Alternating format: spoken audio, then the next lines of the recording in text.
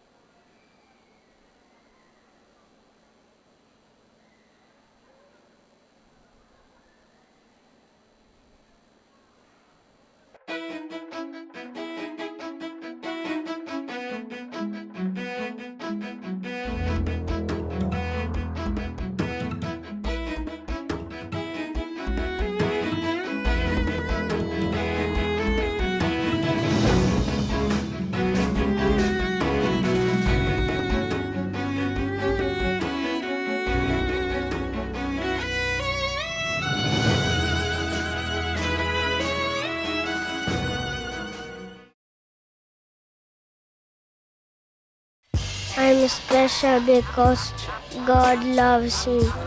I love my family, I love my teachers, and my classmates. I want to study hard because I want to learn new things. I want to help others. Give them the opportunity to benefit from Jesuit education so they will become young men and women for others.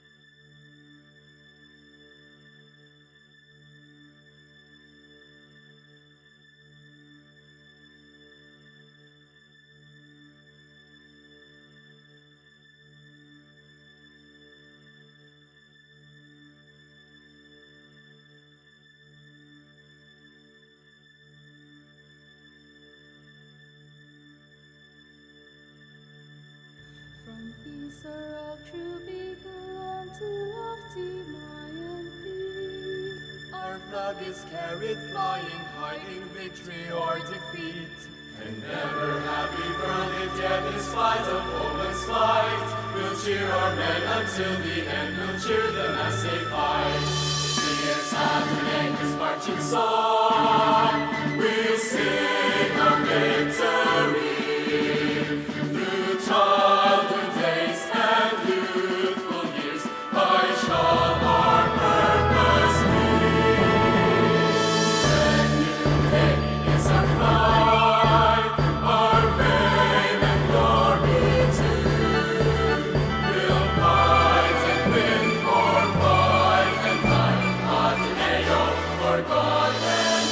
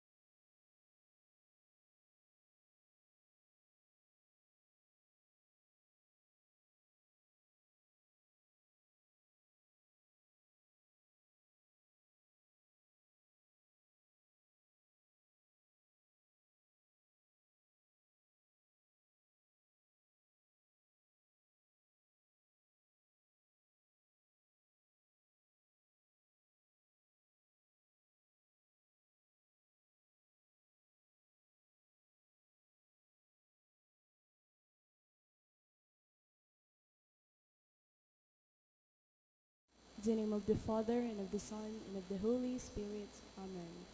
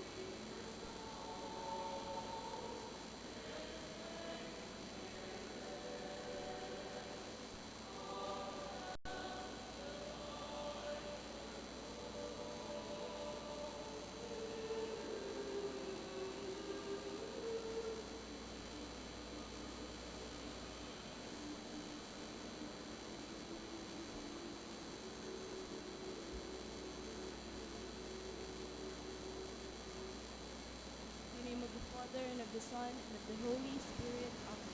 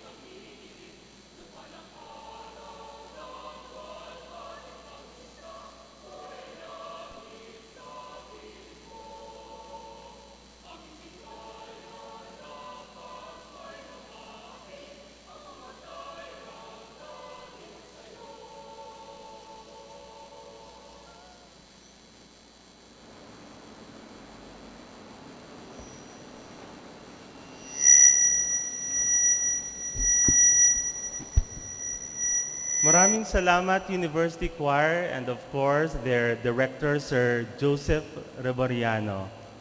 It always feels good to start a program with the choir. And by the way, the choir will be having their concert, Mga Kwentong Boto, later at 6:30 at the Arupe Convention Hall. The theme of the concert is quite related to the theme of this afternoon's forum. So don't fail to watch that concert again at 6:30 tonight at the Arupe Convention Hall. And also, the University Choir will be launching their second album, CD album, entitled Suchipe, on April 1, 7 p.m. at the Peña Francia Church. So, don't also fail to grab your copy of their second album very soon. Again, a big warm round of applause for the University Choir. Marhay na hapon sa Sato Gabos. Good afternoon, students. I can't hear you. Marhay na hapon. Okay. Welcome to the second semester's thematic session for student leaders and organizations. But we actually extended the invitation to classes, okay, and faculty also. Okay, before we start, I have some questions for you students especially.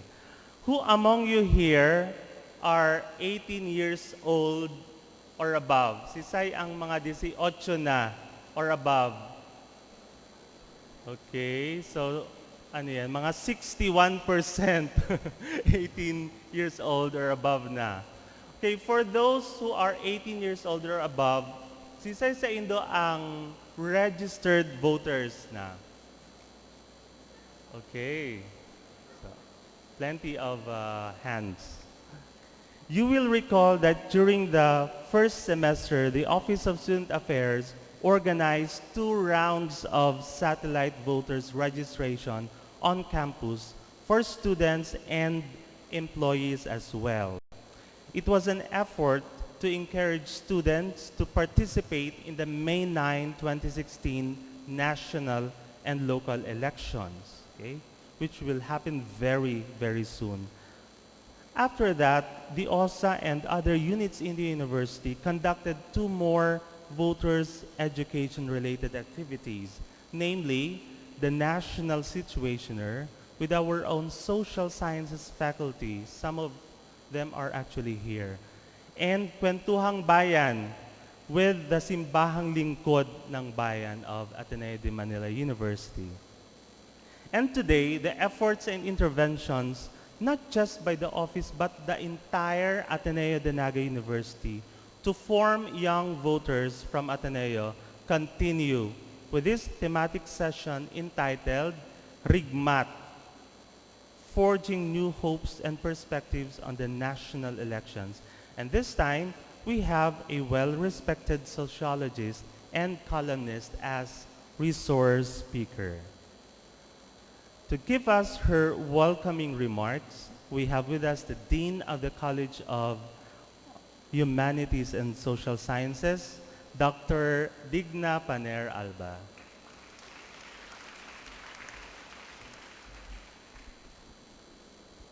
A pleasant afternoon to everyone. We are honored with the presence of Professor Randy David, a sociologist, a newspaper columnist, and a news and public affairs anchor. With his busy schedule, the Ateneo de Naga University, especially our students, are very lucky indeed to be able to listen and understand different perspectives on the coming national elections. Not that Professor David will be giving us forecasts of who will win or who should win, but more of sharing to us his ideas on how we should be critical in thinking and evaluating the actions or the steps we should take for the betterment of our society or of a better Philippines, both in the micro and macro levels. As student leaders, your education must lead you and hone you to have a realization that persons and structures can change, together with a commitment to work for those changes in a way that will help to build more just human structures, which will provide an opportunity for the exercise of freedom, joined to greater human dignity for all.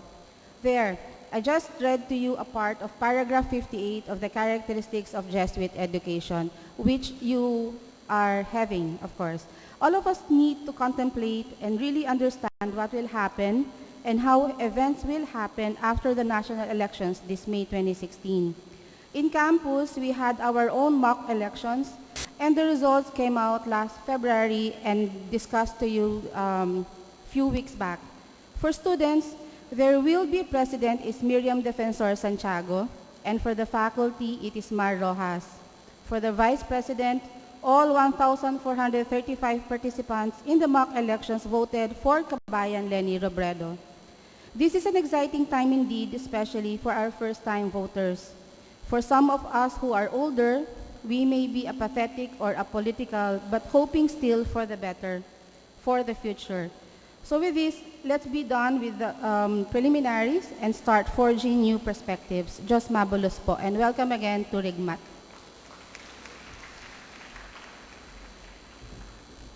Salamat, Ma'am Diggs, for setting the mood and context of this forum.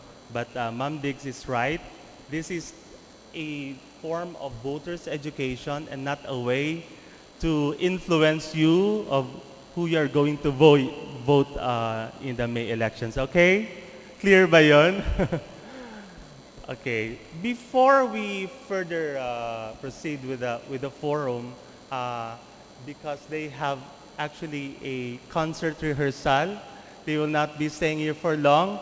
Can we give you back the university choir for another song number, please?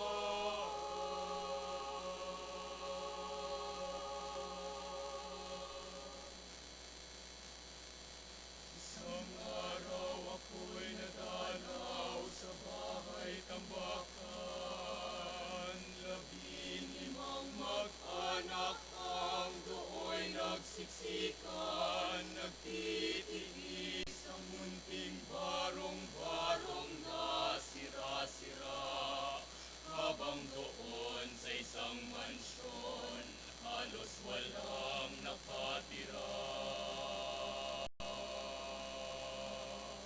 Sa lilim ng tablang karton, sila doon nakakulong sa init ng yerong kalawang at mga sirang gulong.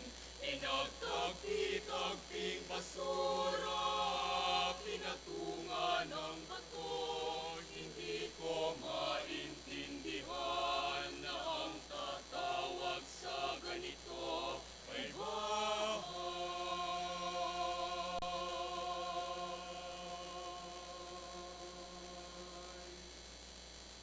Isinulat ko ang nakita ng aking mga mata.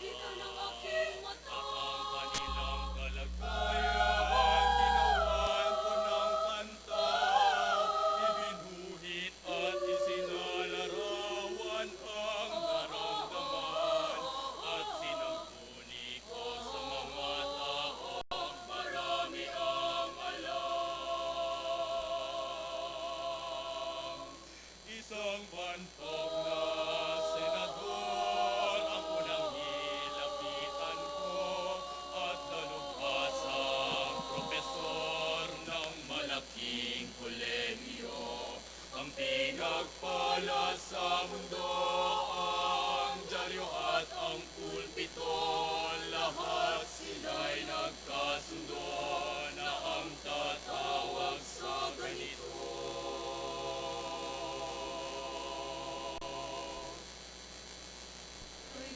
Bahay itong dapat bang ituring, dapat batong ituring na bahay? Bahay itong dapat bang ituring, dapat batong ituring na bahay? Bahay itong dapat bang ituring, dapat batong ituring na bahay? Bahay itong dapat bang ituring, dapat batong ituring na bahay? Bahay itong dapat bang ituring, dapat batong ituring na bahay? Bahay itong dapat bang ituring, dapat batong ituring na bahay? Bahay, bahay, bahay, bahay, bahay!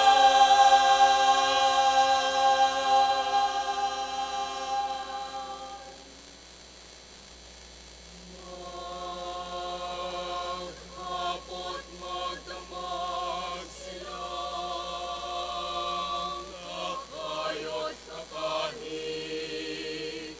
Pagdakay tutukan, nakaupo lang sa sahig. Sa papag na gutay-gutay, ay pipiliting umimlay.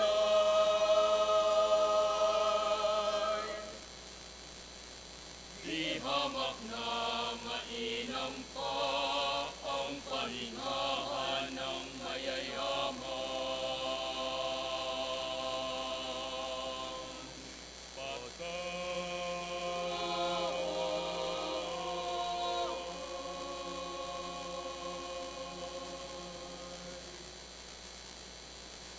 Baka naman isang araw kayo roon ay malikaw, mahipon nyo at marinig at maamoy at matanaw.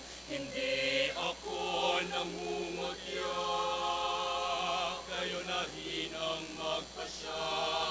Sa palagay ninyo kaya ito sa mata ng may likha.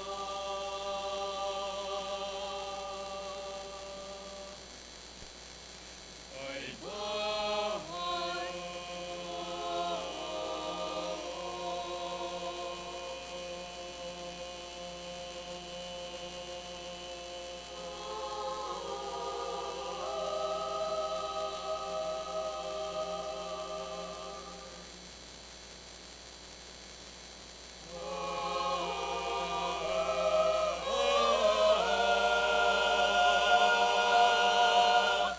Bahay.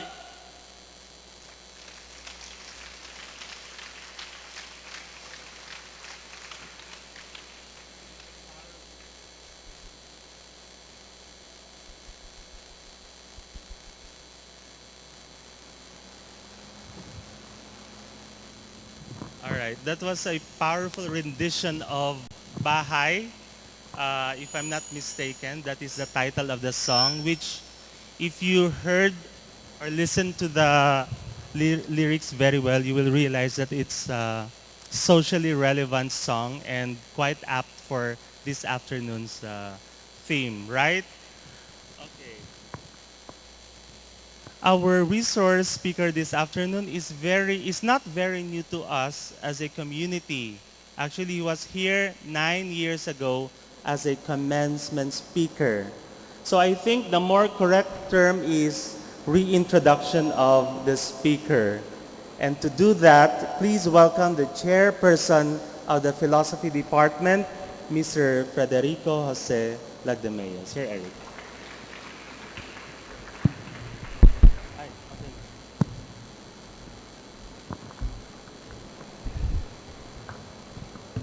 Good afternoon, everyone. Our resource person this afternoon is really a well-known figure in print media and new media. In fact, when you do search his name online, as I'm sure some of you already did, you will be inundated by a torrent of facts and trivia about him. In other words, my introduction of him appears to be an exercise in superfluity. Nonetheless, I remain distinctly honored, if not thrilled, to formally introduce him this afternoon. I must admit, I'm a fan of sorts, Professor David. Officially, Randolph S. David is a professor emeritus in sociology at the University of the Philippines. Unofficially, it is arguable that he remains to be an active professor in the larger classroom that is Philippine society. An academic, his passion for teaching and for ideas that build the nation are not restricted to the academe. He is regularly published by the Philippine Daily Inquirer through his column, Public Lives, which quite recently featured his thoughts on U.S. presidential candidate Donald Trump, and also his criticism of Grace Poe's own candidacy. Yeah. The title of his column, Public Lives, harks actually, and I hope I'm not mistaken here, to his public affairs program on TV in the mid-90s, namely Public Life with Randy David. Incidentally, I have had the pleasure and honor of being a guest in that show when it discussed the role of the youth during the 1994 elections, way back. Meanwhile, when Professor David's TV public affairs program transferred to GMA 7, the name of the program was abbreviated to Public Life. One can say with substantial warrant that the said title, that is Public Lives, comprehends the discourse that Professor David is actively engaged in. In an interview, he once remarked that, and this with overt Socratic concessions, he said that the proper role of any intellectual in any society is to disturb the existing way of thinking. This role of the intellectual is to engage in public discourse wherein she is, again to quote Professor David, to disrupt the complacency of consciousness, especially the dominant consciousness, to force us to get out of the conventional way of looking at things. It's not even to propose a new way of organizing society. It's simply to demonstrate to people that there's another way of looking at things, end of quote. For Professor David, the other way of looking at things is the lenses afforded by the modern social sciences, in opposition to one distorted by a feudal perspective. Now, while I can go on sharing you more facts about him, that for instance, he hails from Betis, Pampanga, that he is married to Karina Constantino, whose father is the venerable historian Renato Constantino, or that Professor David's own daughter, Cara David, is a well-known figure in public affairs television, or that he remains to be a hardcore big biker. Yeah. I believe, and I know you will agree, that the time is better spent listening to him than to things about him. And so, dear students, dear colleagues, let us welcome this afternoon one of the Philippines' foremost, if not its most foremost public intellectual, Professor Randy David.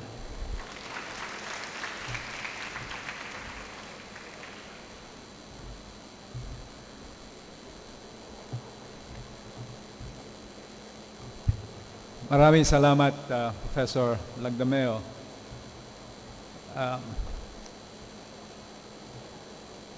Bin Alba, Brother Raymond,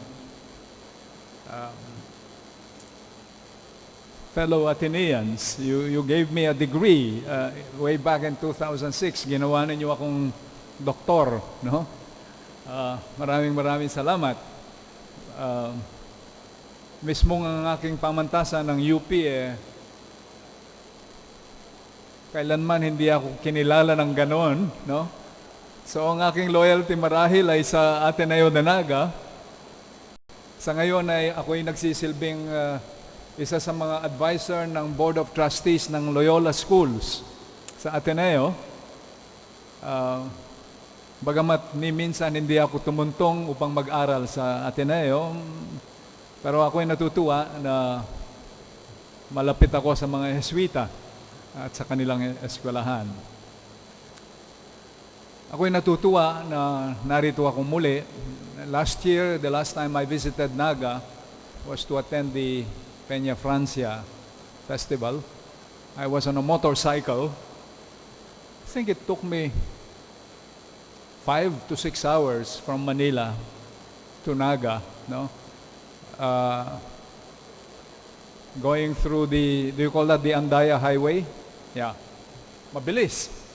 Parang lumilipad. And I wish I had done that. Kaya lang medyo mainit, no?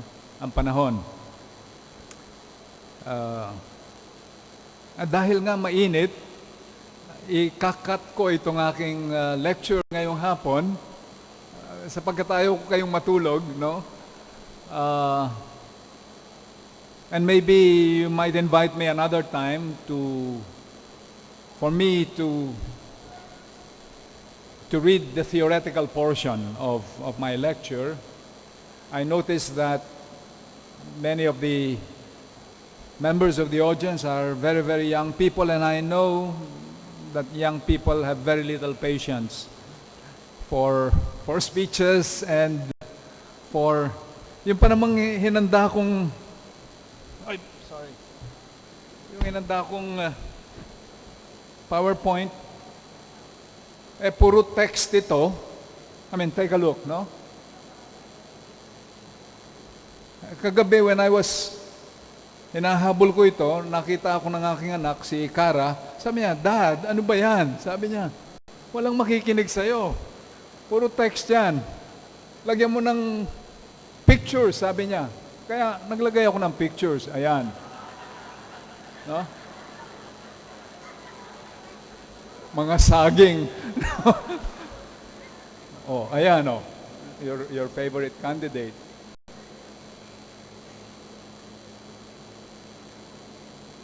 Oh, your favorite, no? I understand she won the straw polls, the Ateneo de Naga, no? Well, let's go back. What I wanted to do sana,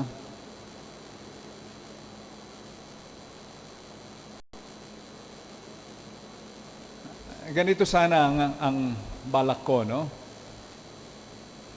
Which is what I do in my classes sa UP, to tell you what politics is all about. Marami sa atin, we have such a negative attitude towards politics. We think that if a society can get rid of politics, then we will be a better society. No.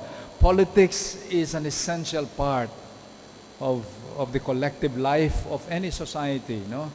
So it's neither intrinsically good or intrinsically evil. Politics certainly is not the root of all evil, no? It can be a force for good, it can also be a force for evil, no? So what I wanted to do sana was basically to give you an idea what politics is. Politics is all about decision making, the kind of decisions that bind all of us. Maski na ano pang sabihin mo, ayan. Halimbawa, kung bukas ang gobyerno natin nagsabi na kayong lahat ng mga kabataan, kailangan kayong humanda at magbitbit ng armas sapagkat magkakagyera tayo sa China, you cannot do anything about it. You will have to abide by that decision. And that's because we elect political leaders whom we entrust with the task of decision-making like that. Kung halimbawa, bukas, the government said, right now, our national debt is 3.8 trillion pesos. And we need to borrow more. Wala kayong magagawa about that. Because you elected people who have decided that we need to borrow money, no, for certain things. 3.8 trillion na ang utang natin, no, or if somebody decided that tomorrow we will restore the death penalty, wala kayong magagawa doon. Now, these are the sort of decisions that are called collectively binding decisions, which are the outcomes of politics, no? But I wanted to suggest a way of thinking of politics in a very systematic way. Ang politika may sabihin natin, tatlong sangay, no? Ang una, yung tinatawag nating politics proper na iniuugnay natin sa eleksyon. Halimbawa, yung mangyayari sa Mayo, yun ang usual na understanding natin ng politika. Pero isang aspeto lamang yan ng politika, ang politics, no? Ang pangalawang aspeto niyan yung tinatawag nating governance. Nauso itong salitang ito, ang ibig lamang sabihin ng governance ay yung paggamit ng political power upang hanapan ng solusyon ang mga problema ng isang lipunan. Halimbawa, problema ng traffic, problema ng polusyon, problema ng pagkalat ng dumi, problema ng mga maruruming ilog, etc. No? Yung pagtutok sa mga suliraning yan ang tinatawag nating governance. In other words, the use of political power in order to solve the problems of society. Now, there is a third aspect of politics, what we call the public. Tayo yon. No? And normally, yung publikong yan ay may opinion. Kaya tawag natin dyan is public opinion. No? Sa mga modernong lipunan, yung tatlong sangay na yan ng politika, hiwa-hiwalay yan. No? Magkakadugtong-dugtong, but they are independent of one another. Now, what I want to do is to skip this portion, no, and go straight to understanding kung ano ngayon ang kalagayan ng politika dito sa atin. All right? No? Politics in the Philippines. And here, I will skip this, politics, governance, and public opinion. If any of you are interested in these things and going back to these things at the end of the lecture, I left a copy of the full lecture that I prepared for you with Ma'am Jude. Where is Judith? Jude Vergel de Dios, no, who invited me to come here. I left a copy of this PowerPoint, and I also left a copy of the full lecture itself. So, what I want to do is, well, briefly, no, merong maraming kahinaan ng ating politika dito sa atin. Palagay ko, alam na nating lahat yan. No?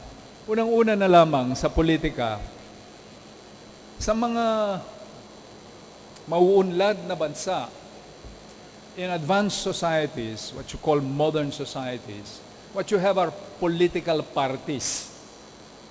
In our country, we don't have political parties in a real sense. What we have are political families. I think you know that very well here in the Bicol region because I understand there are only 4 political families in this country. Kumbaga, you should have had the Liberal Party, the Nationalista Party, the PDP Laban, and what else? No, the United Nationalist Alliance of Binay, and so on and so forth. No, but I know that you are not familiar with those political party names. You are more familiar with the names of the political families. No? And those families, I think, I need not mention them. No? Balita ko, 4 lang yan eh. No? Starting with, of course, the Villafuertes, no? And then you have the Fuentellas and the others. No? Okay. In governance, makikita naman ninyo, one basic characteristic ng governance dito sa atin ay yung tinatawag nating civil service o burokrasya.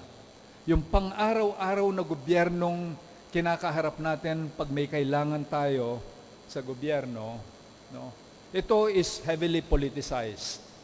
Ang ibig sabihin, kapag nagpapalit ang administrasyon, nagpapalit ang presidente, normally, nagpapalit din ang klima sa loob ng civil service. No?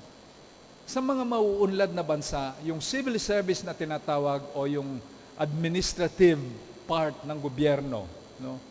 Ano yan? Very stable yan.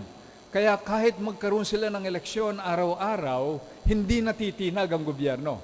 Halimbawa, many years ago in Japan, they were having elections every 2 weeks.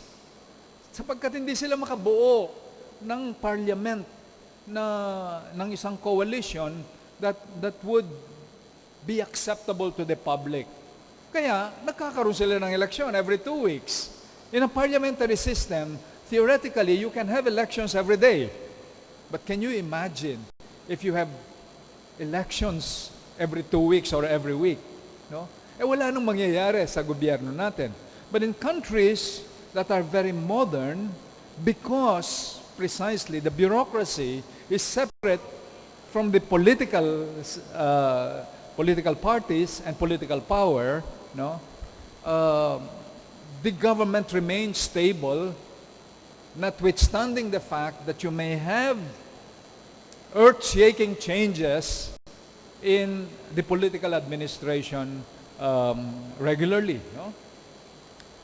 So, kaya nga, kuminsan there are people who say that we should shift from a presidential system to a parliamentary system. I'm not sure about that, no? Because a parliamentary system can only work if you have a professional bureaucracy, if you have stable political parties.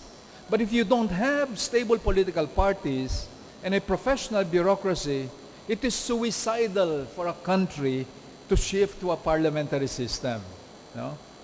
Now, itong pangatlo, the public participation, many of us tend to participate in the political process only through elections. So, the 2 questions I want to answer, therefore, with regard to elections are these, no?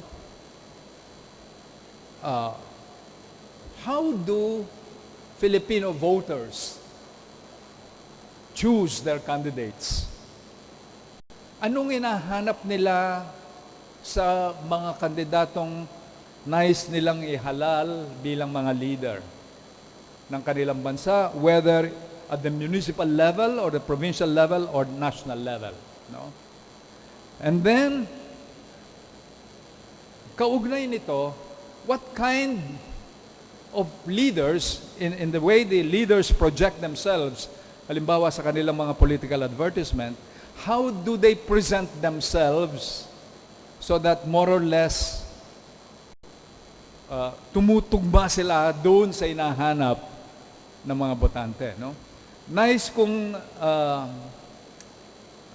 i-devote yung nalalabing panahon ngayong hapon to discussing the public participation, meaning the elections, no?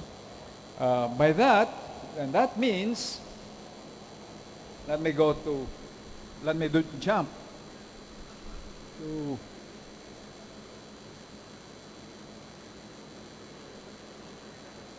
voters' values, okay? And maybe you can ask your parents, some of those of you who are not voting, how do you choose people you're going to vote for? Sa aking palagay, limang mga katangian or qualities ang hinahanap ng tipikal na botanteng Pinoy sa kanilang mga leader. The first one is approachability. Madaling lapitan. No? Kahit na anong oras, pwede kang pumunta sa bahay at kahit natutulog yan, magigising yan at makikipagpulong sa'yo at para bang ito ay ang buong buhay niya, iniaalay niya sa kanyang mga constituents. Approachable siya, no? Now, ours is a society that is characterized kasi by very wide gaps in wealth and power, so that the average Filipino voter always looks for leaders who will pledge to look after their material needs, whatever these needs are. No? In our culture, particularly the poor, they are conditioned to seek the assistance or intercession of their patron for every problem they encounter. Be that money for food or medicines or education, jobs or livelihood, admission to a hospital or a school, or access to legal services. Dito sa atin, pagka nagka-problema ka, kung ikaw ay isang mahirap, as ng loob at lumapit na lamang sa gobyerno. Hindi. Sa tingin mo, sa tingin ng nakararaming Pinoy, kailangan lumapit ka muna sa isang patron. Upang yung patron na yon ang tutulong sa'yo upang ilapit ang problema mo sa gobyerno. Bakit? Sapagkat, iniisip nating lahat na kung wala kang patron, you know what a patron is, no? Like a patron saint, no? Somebody who will speak for you. Kung walang magmi-mediate para sa'yo, hindi ka papansinin ng gobyerno. Hindi ba? Kaya, sa lahat ng aspeto ng buhay natin, na siyang maglalapit ng mga problema natin sa mga kinauukulan. Now, politicians facilitate hanap ng isang taong sa tingin natin mas makapangyarihan kaysa sa atin. Siyempre, gagawin nila yon, pero mula ngayon, akin ka. Kumbaga, ako ang datu, mga sakop ko kayo. No? I will take care of you. Okay? Right or wrong, I will take care of you. But, from now on, I have your loyalty. And yung loyalty yon is not only to me, but my family, my children, and my children's children. Okay? So yung buong pamilya ko ang patron ninyo. Now, that's possible in a society where you have very, very powerful and very wealthy people and a mass society of very poor and very powerless people. Okay? In other words, a feudal society. No? Now, the type of leader that corresponds to this value is the quintessential trapo or traditional politician. We know. Let's call him the patron or the patron. Never mind if the patron is corrupt or incompetent, because every politician is corrupt and incompetent anyway. Yun ang sinasabi nila, no? What is important is that our patron is generous, mapagbigay. Alam natin na corrupt siya at nagnanakaw, pero ibinabahagi niya yung kanyang ninanakaw sa ating lahat. He's a Robin Hood, no? At dahil lahat ng politiko, anyway, are magnanakaw, doon na tayo sa magnanakaw na mapagbigay. Okay? So lahat ng nag-iimbestiga sa akin, halimbawa, na kinukurakot ko yung mga kontrata sa City Hall, huwag na ninyong pansinin yon. Lahat naman ginagawa yun eh. Pero ako, nagpapatayo ng ospital, nagpapatayo ng eskwelahan, nagbibigay ng lahat ng burol, pinupuntahan ko, no? Lahat ng libing, nandun ako, lahat ng mga kabaong libre para sa inyo, no? Walang ibang mga politikong gumagawa niyan, kundi ako at ang pamilya ko. Alam na ninyo siguro kung sinong tinutukoy ko, ano, ha?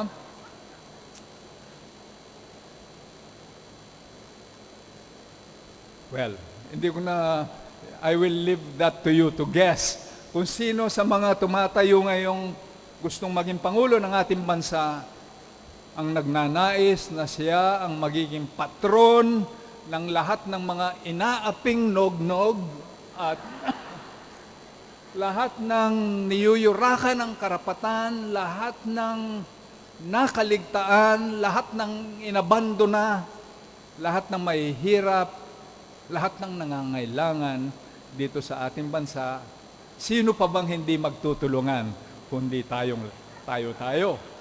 Okay? Yan ang patron. Okay? Sapagkat diyan din naman ako nagmula. Mahirap ang aking mga magulang. No? Ako'y nagpursige, kaya ngayon alam ko at nauunawaan ko ang lahat ng inyong mga suliranin at kalagayan sa buhay, kaya naman tutulungan ko kayo. Ako ang inyong patron. Kung ako ay wala na rito sa mundong ito, nandyan naman ang aking mga anak. Okay? No? Siyempre, sila rin ang tutulong sa inyo. Pare-pareho rin ang pangalan nila. Kaya huwag kayong maniwala dun sa mga tumutuligsa sa political dynasties. Hindi applicable yan dito sa atin. Kailangan natin ng political dynasties sapagkat, siyempre, kailangan din ng mga magulang i-train nila ang kanilang mga anak upang tumulong sa mga mahihirap. Alright? Pangalawang katangiang inahanap ng karaniwang botanteng Pilipino, ito, feistiness. Hindi lamang brave, kundi feisty.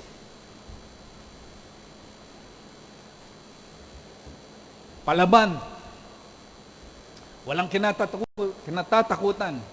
Walang sinasanto. Maski ang papa mumurahin kung kinakailangan. No?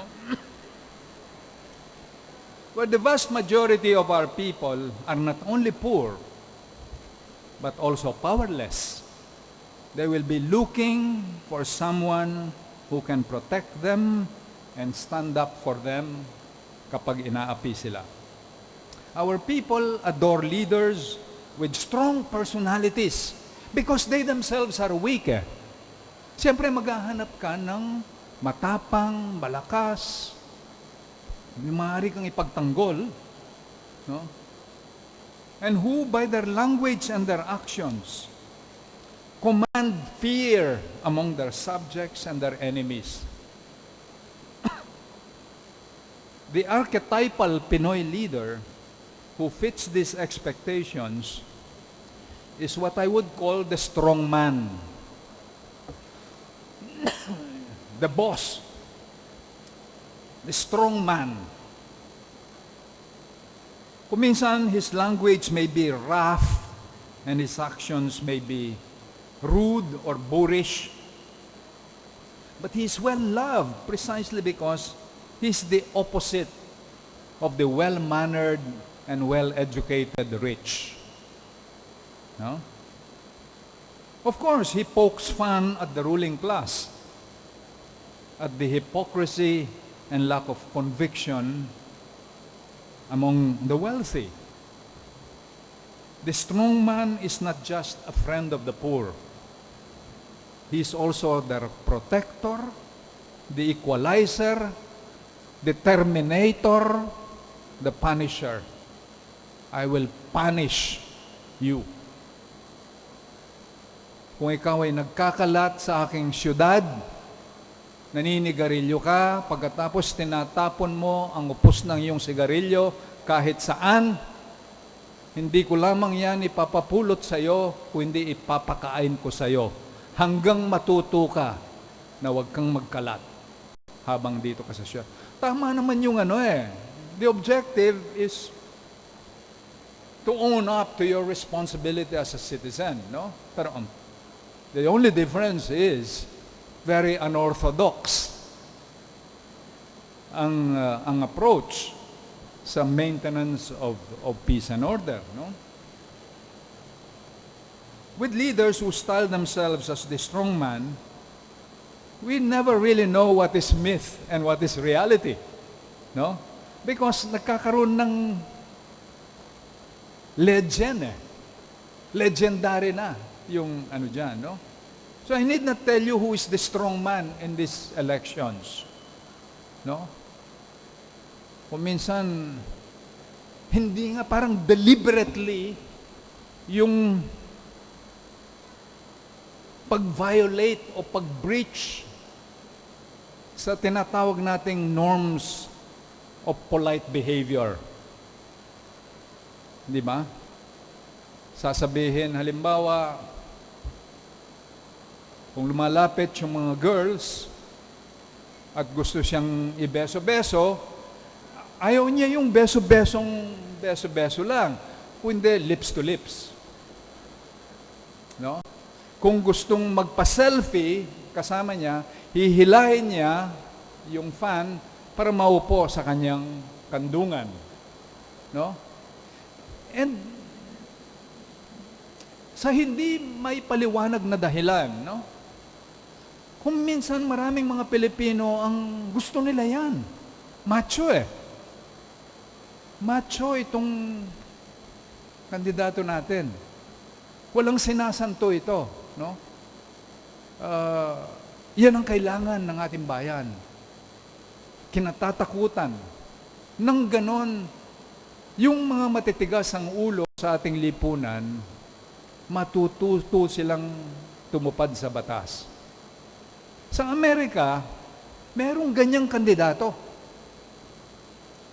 na somehow, itong kandidatong ito, biglang naging popular at posibleng siyang maging susunod na Pangulo ng Estados Unidos because he has been able to tap a large vein of fear and insecurity among the white American population. Lahat ng Muslim hindi pwedeng pumasok sa Amerika, sabi niya. Ang daming mga Mexicanong pumupunta sa ating bansa, karamihan sa kanila mga rapist at magnanakaw. So ang gagawin ko kapag akong naging Pangulo, maglalagay ako ng malaking wall, mataas na wall, separating Mexico from the United States. Alam niyo kung sino yan, no? Donald Trump. Meron tayong Donald Trump dito sa atin no? Kaya lang hindi kasing kilala ni Trump itong Donald Trump natin na local, no? Pero ang reputasyon din niya ay Punisher. I will punish you. Terminator. Equalizer, no? Now, ang argumento ng karaniwang botante, kung ako naman ay sumusunod sa batas, bakit ko katatakutan yung taong yan? Yung taong yan ang magsasalba sa ating lipunan.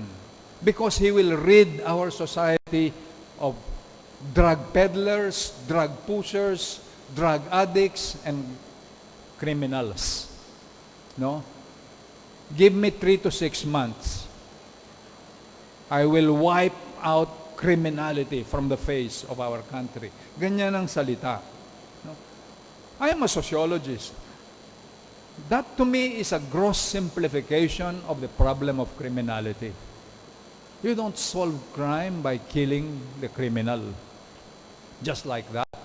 No? You don't solve crime by giving yourself the role of police, detective, prosecutor, judge, and terminator. No?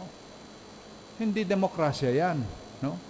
Now, but, precisely because marami sa atin ang talagang punong-puno na sa problema ng crime, mga snatchers, mga drug addicts, rapists sa ating lipunan, sinasabi natin, it's time that we need peace and order in our society.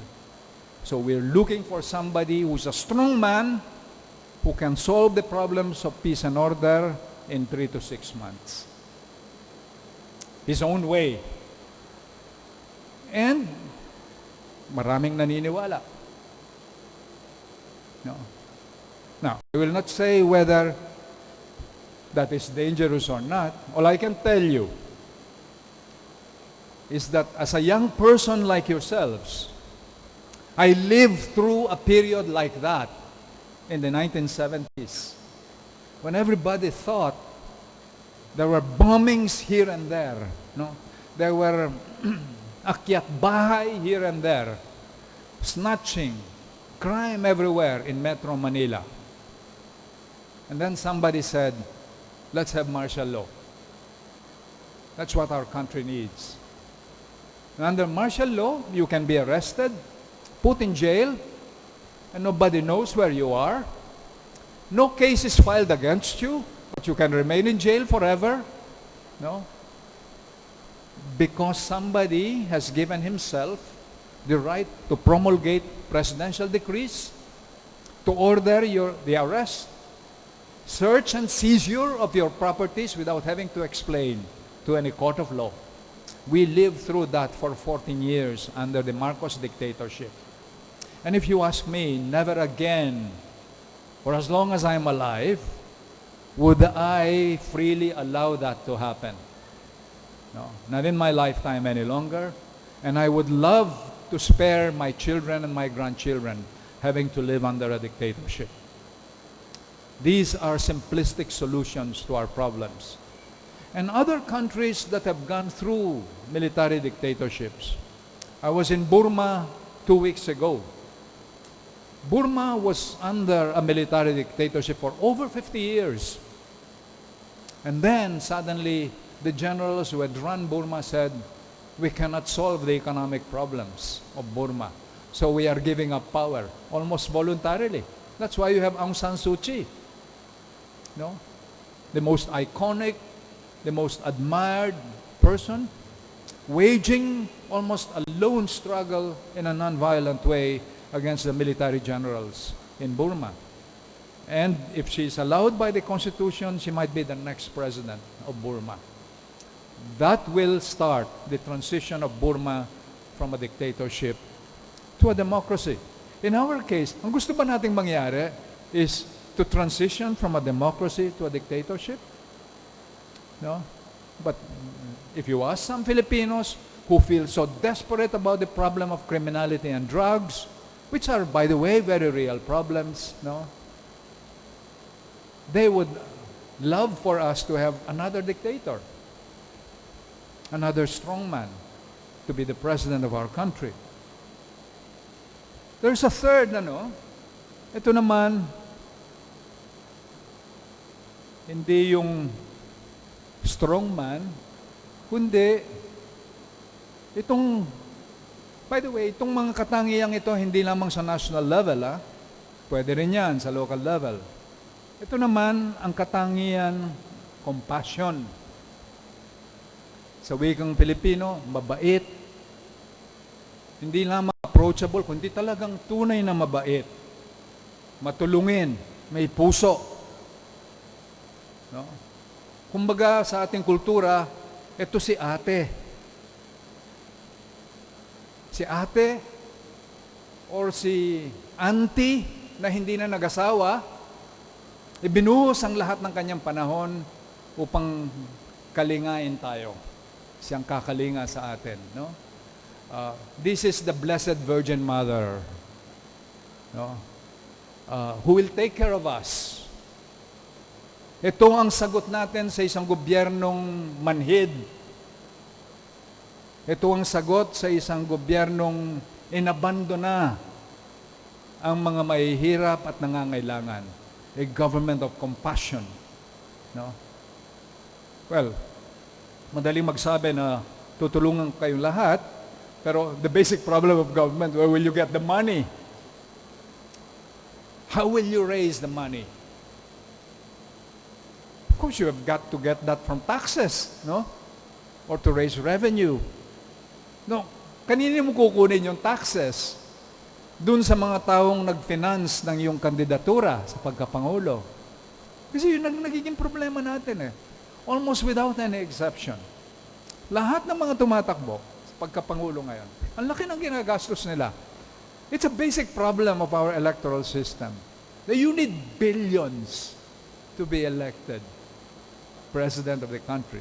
Now, you have to ask, magkano ba ang sweldo ng Pangulo? No? Kung mag-i-invest ka ng bilyong-bilyong piso para manalo lamang pagkapangulo, dapat nating itanong, papaanong babawiin ng kandidatong yan, oras na manalo siya, yung lahat ng nagastos niya? Saan nanggagaling yung perang ginagastos? Well, I think your guess is as good as mine. Karamihan ng perang ginagastos, kontribusyon ng mga mayayaman din dito sa ating lipunan. O kaya kinurakot yan, no, sa kanilang panunungkulan. Panunungkulan maybe in a past administration or many, many years ago.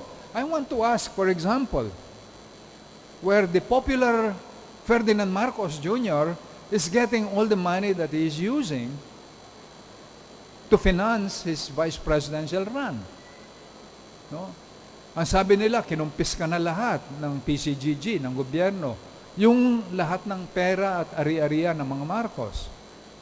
Alam po ninyo, hindi nyo maitanong, especially if the young people here, in 1986, nung lumipad ang mga Marcos, una, they were brought by helicopter from Malacanang to Clark Field, Clark Air Force Base. Sakay ng mga helicopters that were provided by the American Embassy. Dinala sila sa Clark. Doon sa Clark, ang gusto sana mangyari ni Ferdinand Marcos Sr.,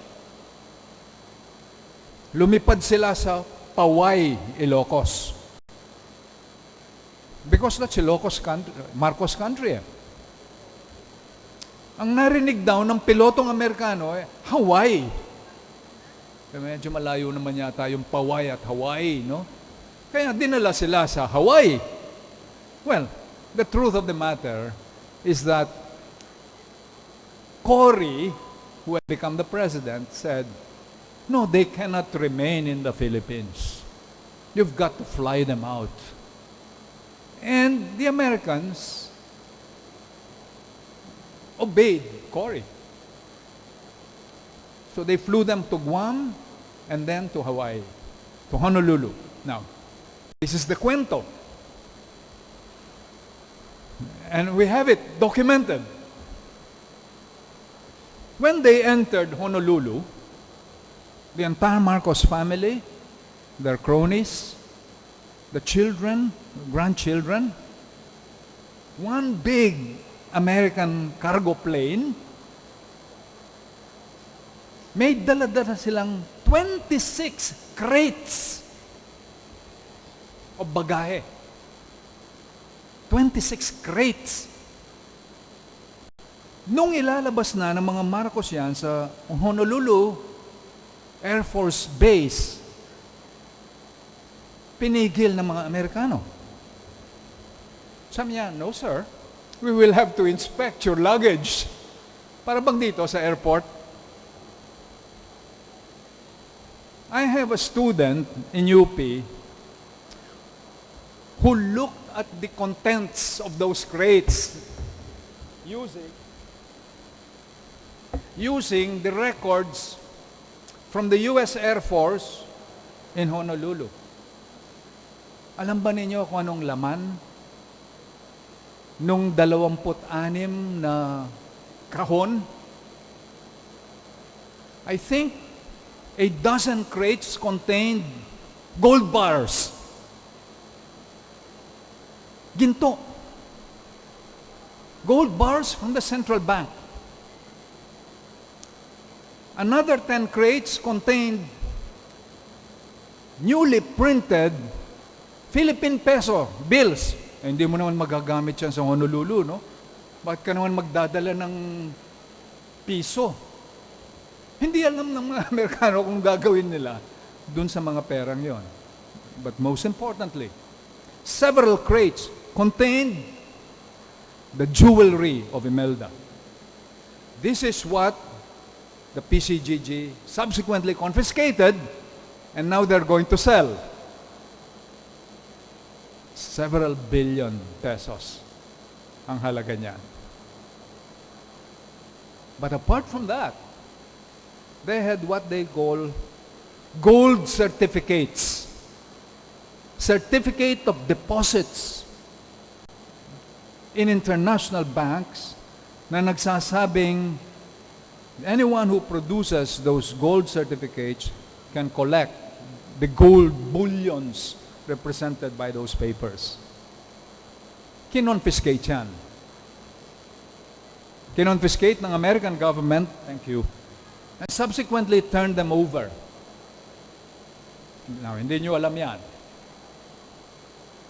Akala natin, yun na ang kabuuan ng kayamanan ng mga Marcos. Yun pa lamang, kailangan mong itanong, papaano ninyong na-accumulate yung ganyang kalaking kayamanan? Maski na 100 taong kayong nasa pwesto, lahat ng sweldo ng buong pamilya ninyo, pag sama-samahin ninyo, you won't be able to buy that kind of jewelry and accumulate those gold bullions. When I was on television, I was able to interview Imelda, Mrs. Marcos. A very charming woman, I have to say. Bineso-beso pa niya ako eh. Sabi niya, I will tell you a secret.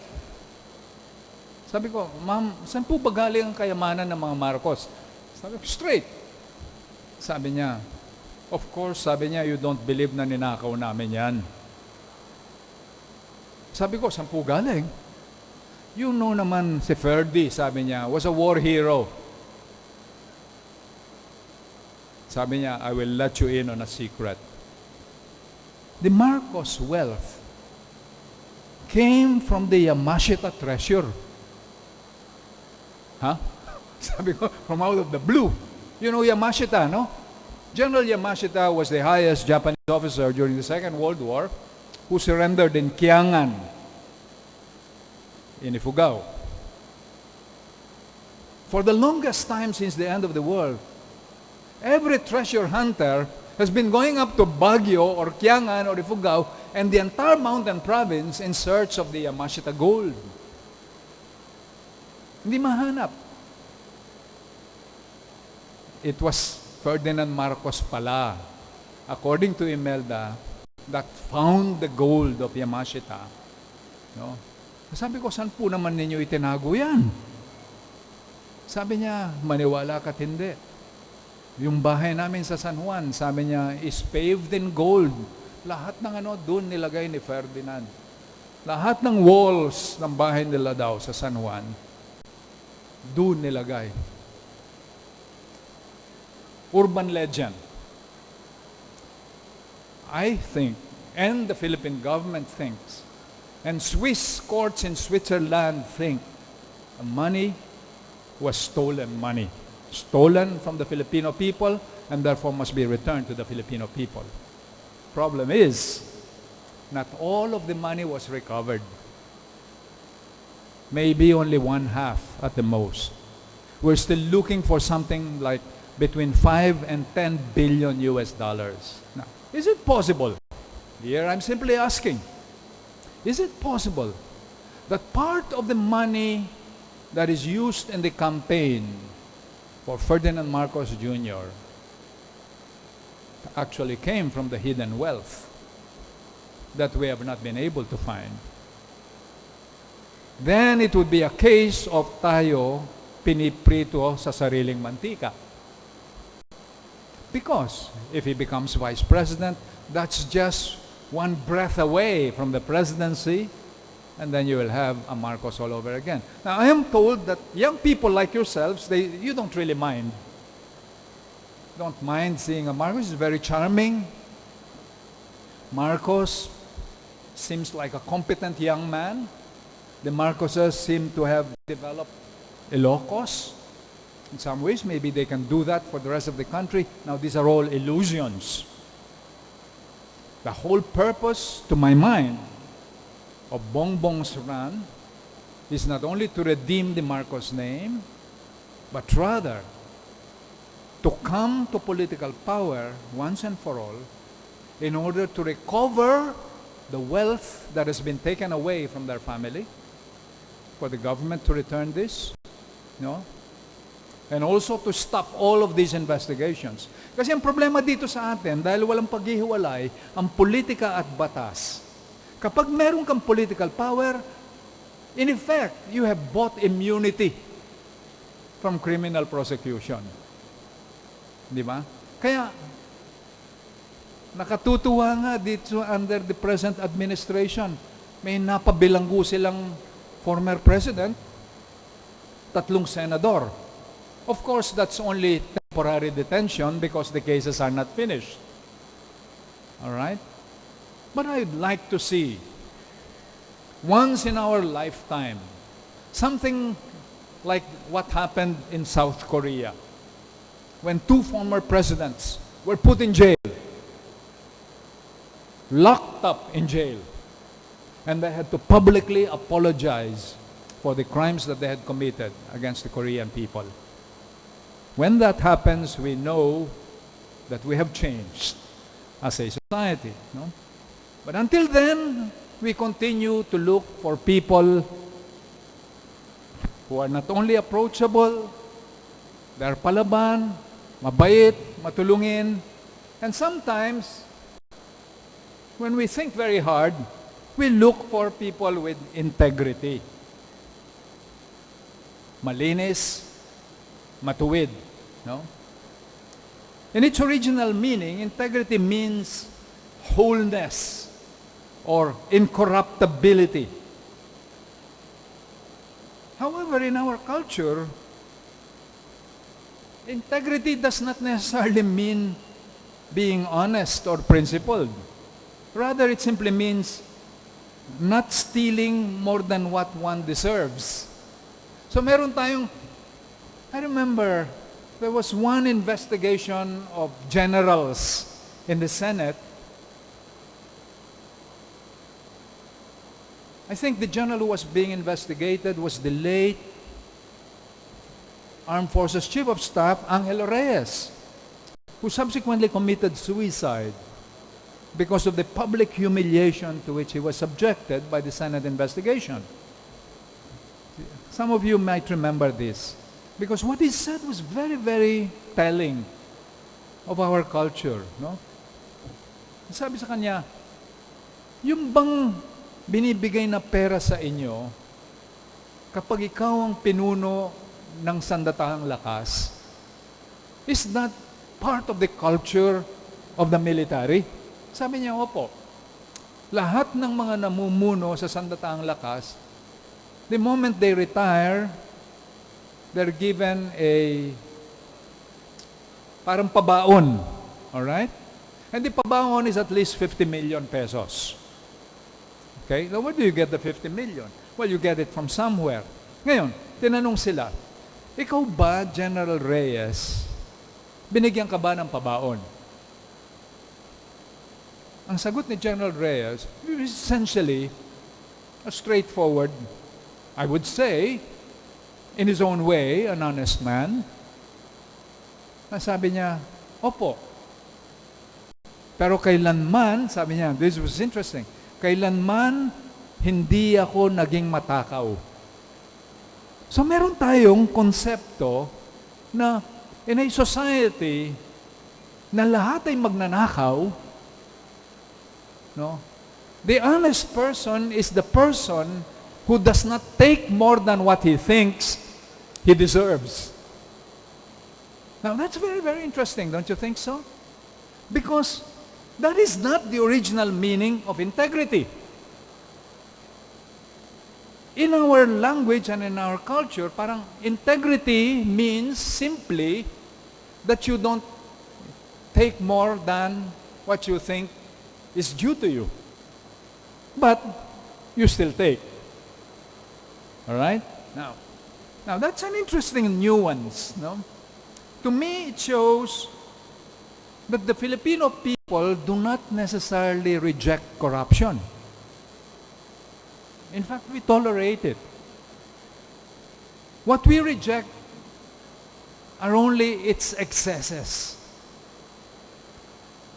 Our overriding expectation of a leader is not that of absolute moral uprightness, but rather the capacity to look after the needy and the powerless, for which anyway you need money and therefore you're expected to be corrupt, provided you share the fruits of your corruption.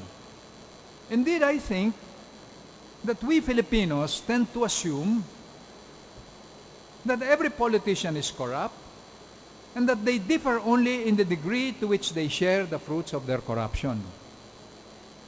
Instead of learning from the lessons of history, when plundering politicians took advantage of their positions and nearly destroyed the country, we tend to look with disdain and disbelief at candidates who run on a pledge not to steal.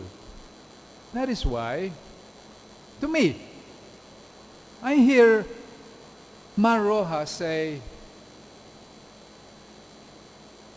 "Hindi ako magnanakaw."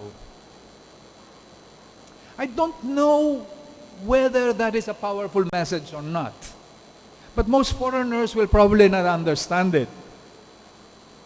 Because, para sabihin mong hindi ako magnanakaw, is not really a qualification for the presidency.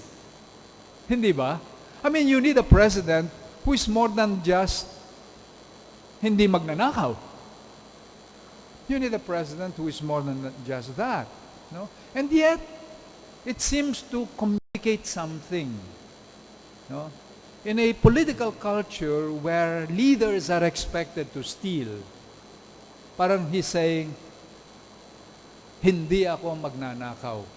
I don't know how effective that is, to be honest to you. No? In fact, I wrote a column about this, and I said that the leader that corresponds to the integrity quality is the moral leader. The moral leader in our recent political history was Cory Aquino. Because you contrapose Cory Aquino's moral standing against the record of corruption under Marcos. So meron kang contrast.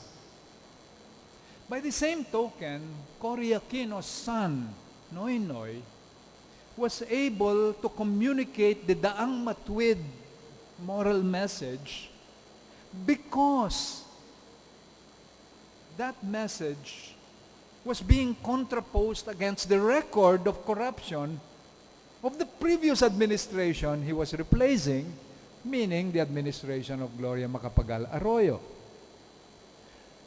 And therefore, the daang matuwid mantra is an attempt to communicate the need for integrity in our government. But what I'm saying, it may not be an effective message in the light of the fact that you are not really replacing an administration that is known for corruption. Moreover, I also think that the moral leadership message essentially belongs to the Aquinos. It cannot be bequeathed to a non-Aquino. No? If Mar Rojas asked me what message he should run on, I would have told him you should run on competence. Not many of our voters look for competent people, no? When they vote for, when people, halimbawa, voted for Manny Pacquiao as congressman, did they consider the criterion of competence? I wonder. He's competent in the boxing ring. But competence in one field does not necessarily translate to competence in another field. A good boxer is not necessarily a good legislator. Hindi ba? But it appears that we Filipinos do not make such distinctions. We don't ask. When we vote for somebody, the first thing we should ask is, what are the responsibilities of that position? If it's running for president, the first thing we should do is look at the 1987 Constitution and check, how does the Constitution define the duties and responsibilities of the President of the Republic? Nandun eh. No? But I doubt if Manny, our boxing icon, has even read the Constitution. No? I think we should be reading the Constitution. It's the basic charter of our republic. How would we know? Papaano tayong, to use a term that you're using in this session, RIGMAT. Sabi sa akin ni Jude, ang ibig sabihin ng RIGMAT, vigilance. Tama ba? Mapagbantay, mapagmatyag. Well, katulad ng mga security guards sa mga malls na pagpasok mo, they appear so busy with their sticks digging into your handbags. They should ask themselves, do they know what they're looking for? I suspect they don't know what they're looking for.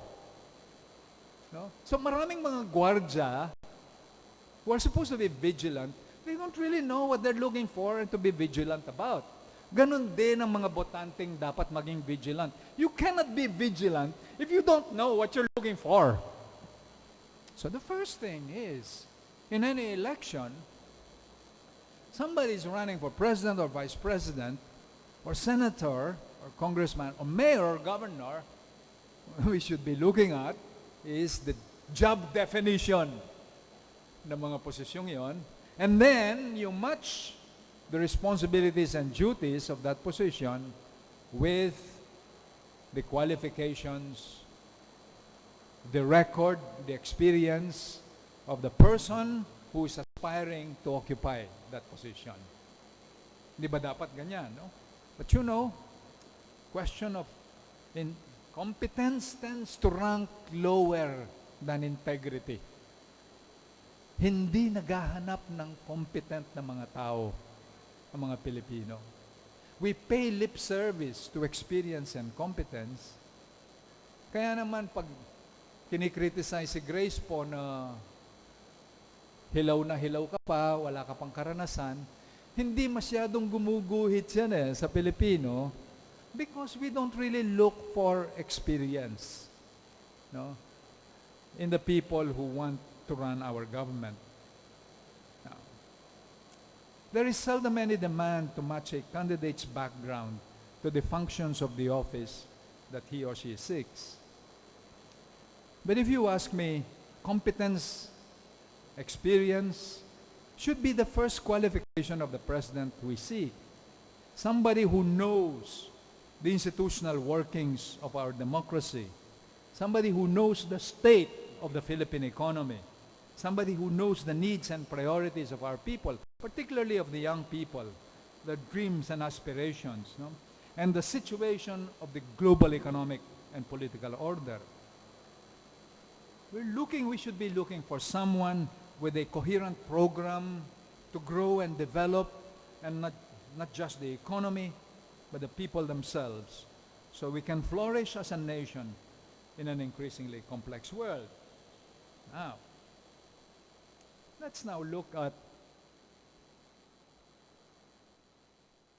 I was going to discuss the hot button issues. Now, if you ask me the most important issues that we should ask candidates about, I mean, do you have an answer to these questions?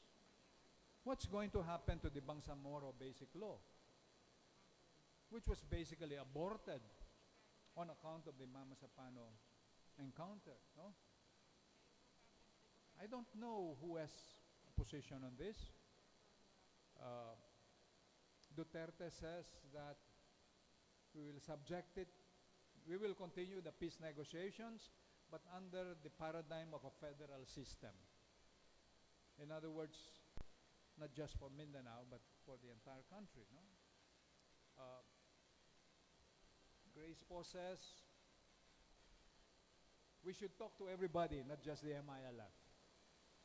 No? Miriam essentially has the same position. Binay says we should open up also. Basically, that's the position of the committee of Bongbong Marcos in the Senate. Only Mar Rojas is sticking to the position of the current administration that they will try to convert the Bangsamoro Basic Bill into a law within 2 years if they are elected into office. No? That's one issue. The other issue is what's going to happen to the K-12 program, which we need in order to modernize our educational system. No? We should be asking. No? The third issue is the 4Ps, or the Conditional Cash Transfer Program. I think all the candidates want to continue the 4Ps. And the last issue is, of course, China, which is a very difficult issue. No? And again here,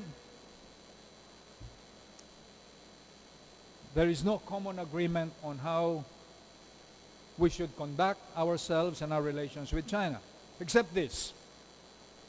I noticed that China basically favors the election of Binay as president of the country because it is Binay who has said explicitly that if he becomes president, the first thing he will do is to sit down with China one-on-one in order to negotiate the fate of the West Philippine Sea.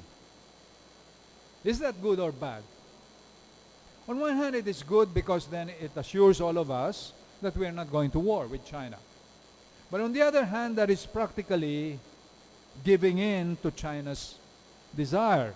Because ang strategy ng China, dahil napakalaki niya, it doesn't want to deal with the ASEAN as a community. Gusto nila, one by one. Kakausapin ka, one-on-one. Ayaw nila yung kakausapin, yung buong ASEAN dahil buong ASEAN, 10 countries yan eh. No? Bagamat hindi kasing lakas ng China, it's still better than one country negotiating with a powerful regional superpower like China, hindi ba? Now, the strategy of the present government, which is the strategy adopted by Mar Rojas, is precisely, idemanda natin ng China sa International Court. When they promulgated that decision, I was personally skeptical. Why? Because China is not obliged to abide by the decision of the International Tribunal. Maski na mag-decide na sa atin yung South China Sea, sasabihin ng China, I don't recognize this court. So it's basically a moral victory. It would be a moral victory. You know? But at the same time, neighbor mo ang China eh. You have to somehow find a way of solving that problem, a problem that will not go away simply because we are hosting American forces in our country at sinasabi natin, okay, mahina kami pero ito ang panlaban namin si Uncle Sam. No? I mean, it's like to me jumping from the frying pan into the fire. Either way, you lose your independence. No? On the other hand, there is no way, no matter how much we rearm ourselves, we can match the defense capabilities of China. So this is a very complex issue. And I really wish that the subsequent debates of the presidential candidates would somehow focus on what to do about China, at least adopt some basic principles and come to a consensus on what we can do about this instead of allowing China to divide our political candidates, our politicians against one another. So enough of the hot button issues. Let us go very quickly into the presidential contenders, no? Let me skip this, baka magalit sa akin eh. All right. Jojo Binay. Binay's entry into national politics in 2010, because he was mayor for 20 years of Makati, no? Nung tapos na yung term niya, binigay niya sa asawa niya. Nung tapos na yung term ng asawa niya, bumalik siya sa pagka-mayor. Nung natapos yung 3 term niya, binigay niya. Well, Junjun Binay was old enough to succeed him. So, siyang naging mayor, no? Well, not content with the mayorship of Makati, ginawang congresswoman, yung isang anak na babae, and not content with controlling the congressional district of Makati, he made another daughter senator of the republic. Now, Binay's rise in national politics surprises me because I knew him in UP. He was 2 years ahead of me in UP. He belonged to a different fraternity, Alpha Phi Omega. But I must say that Binay's rise in politics is nothing short of phenomenal. He was first appointed as acting mayor when Cory became president in 1986. I was so surprised that he ran for vice president in 2010 because nationally he was not well known. In fact, he was less well known than Duterte today, nationally. In fact, his survey ratings when he ran for vice president in 2010 was only 2% at the start. But every month, every survey, umaakyat siya. Si Mar Rojas na kaaway niya, tsaka Loren Legarda, pabagsak ng pabagsak. Si Mar was frozen at Mar started at 50% of the vote for vice president. Pagdating ng election time, naungusan ni Binay si Mar Rojas. Everybody thought that the fight was between Mar Rojas and Legarda. But Binay came from behind and won, at least, according to COMELEC, by 700,000 votes. No?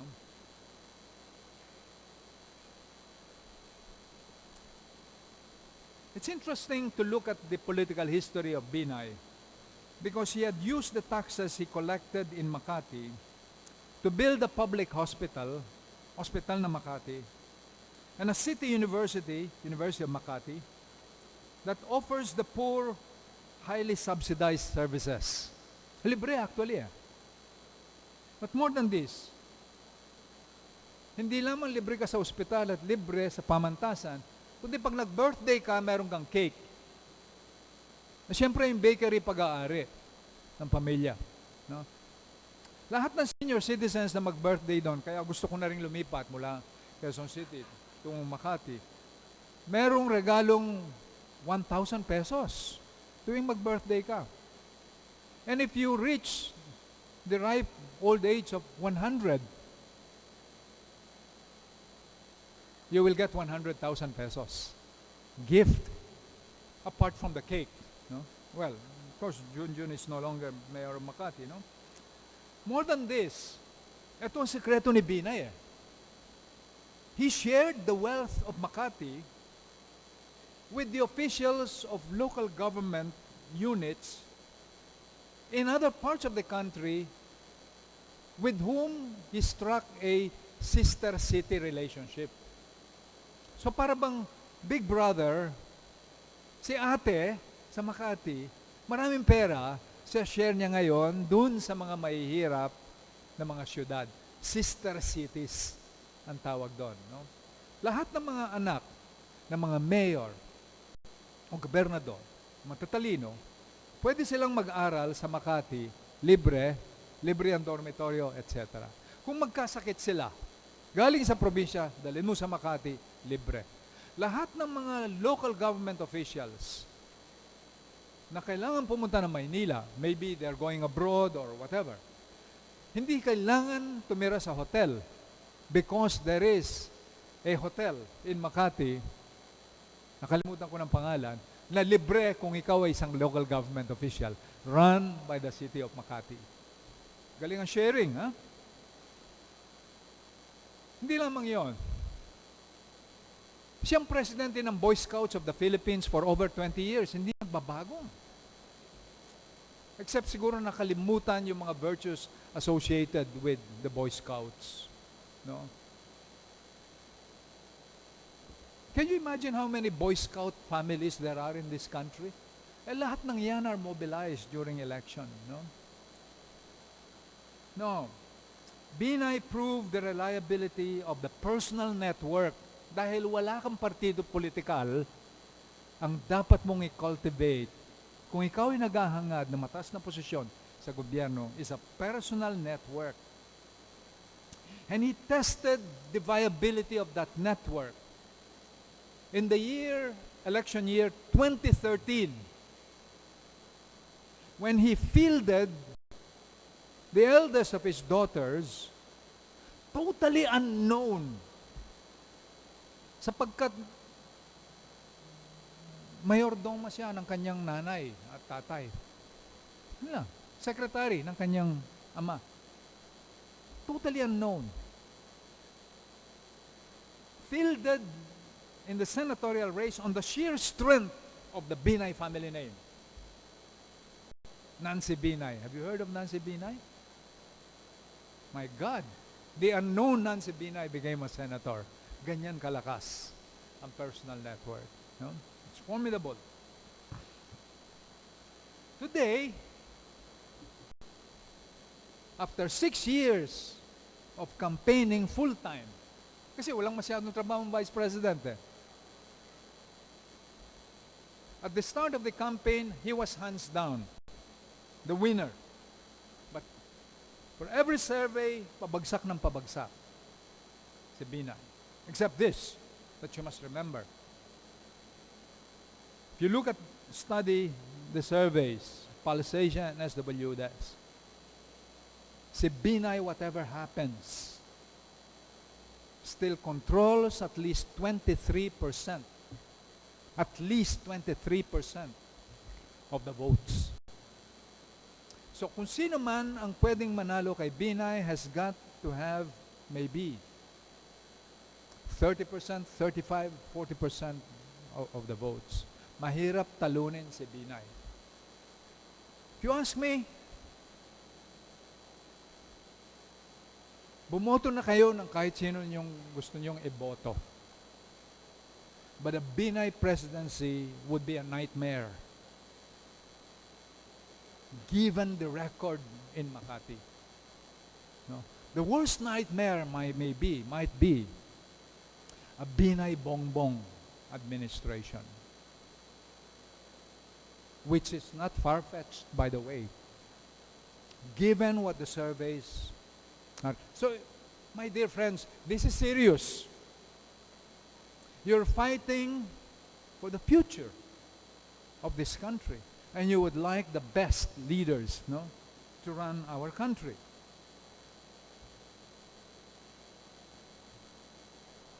Binay seems strongest in Metro Manila and Luzon, particularly northern Luzon. The same bailiwick of Bongbong. Grabe. Because he traces his ancestry to Cagayan. No? What about Digong Duterte? I don't know how well known Duterte is in Bicol. Maybe not. No? Because I was looking at the straw polls. Mukhang siyang pinakamababa. No? Among the... I know karamihan sa inyo are fans of Miriam, no? Well, we'll talk about Miriam later, no? Let's talk about Duterte. I also know Duterte. He's not a man of many words, I have to say. In fact, I like him personally. I had a personal encounter with him, so I don't mind sharing with you, no? Between us. About 3 years ago, there are some goons who tried to frighten me. I don't know whether it's something that I wrote or what. They strafed my house. Minasingan ang bahay ko while I was watching TV with my granddaughter. And mabuti na lang, the car na nakaparada sa garahe, yun ang natamaan nila at hindi pumasok ang mga bala sa bahay ko. We never found out who did the shooting. But it was automatic gunfire. A week later, from out of the blue, I get a call from the secretary of Mayor Duterte. You know, I think Duterte also likes me because I'm a fellow biker. Pareho kaming nagmamotorsiklo eh. And one time that my group was visiting Davao, he thought I was with the group. Nagpalagay siya ng banner, welcome. Akala kasama ako. He's a big biker, like me. So it's a brotherhood of bikers, no? Sabi niya, Mayor Duterte would like to talk to you. Sabi, okay. Sabi niya, Prof, pwede ba tayo magkita? Sabi niya. Oh, sure, sabi niya. Ano pong may paglilingkod ko sa inyo? Hindi, sabi niya, I just want to help you. About what? Sabi, I don't like people shooting up the houses of good people like you, sabi niya, no? Do you have bodyguards? Sabi niya sa akin. Sabi ko, no. Cannot afford. Do you have a security guard? Sabi ko, no. Do you have a gun? Sabi niya sa akin. I have a small gun. Sabi ko, it was given to me many years ago. What kind of gun is it? Sabi niya. This is Digong, Duterte. Sabi ko, it's a Walter PPK. No? Ang yabang ko pa, no? Walter PPK. Sabi ko. Sabi niya, yun yung baril ni James Bond, hindi ba? Sabi niya sa akin. Oho, sabi ko. Sabi niya, ibigay mo na sa asawa mo yon. Pambabae yan eh.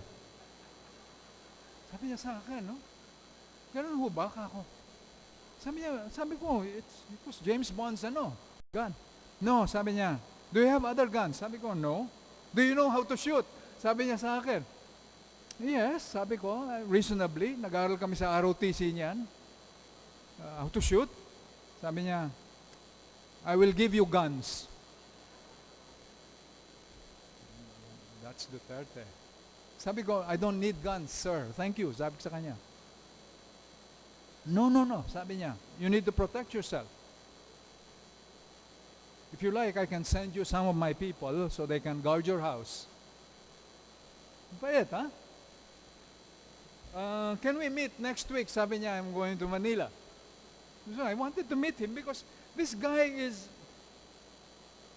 So I can understand why people are impressed because it's the myth comes before the person. It's a legend. So, of course, as a journalist and as a sociologist, I was curious to know what kind of person is this. So I met him in a hotel in Manila. He was surrounded by bodyguards. Maliit mas maliit kaya sa akin. Sabi niya, I'm happy to meet you. Sabi niya sa akin, we are ideological kindred spirits. Sabi niya sa akin, no? You're a leftist, I am also a leftist. Sabi niya sa akin, no? But I am not a communist, he said. Sabi ko, I'm not a communist either. Ikaw sa kanya, no? And then,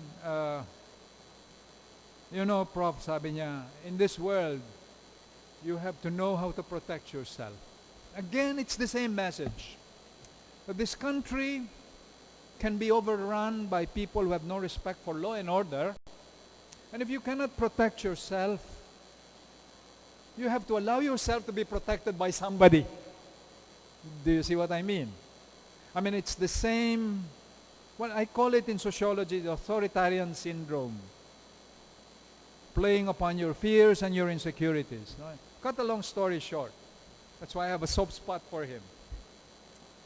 Sabi niya, please, sabi niya, I'll give you a gift. Don't refuse it, please. Psst, sabi niya dun sa kanyang bodyguards, bigay mo na yung regalo ko kay Professor Randy, sabi niya.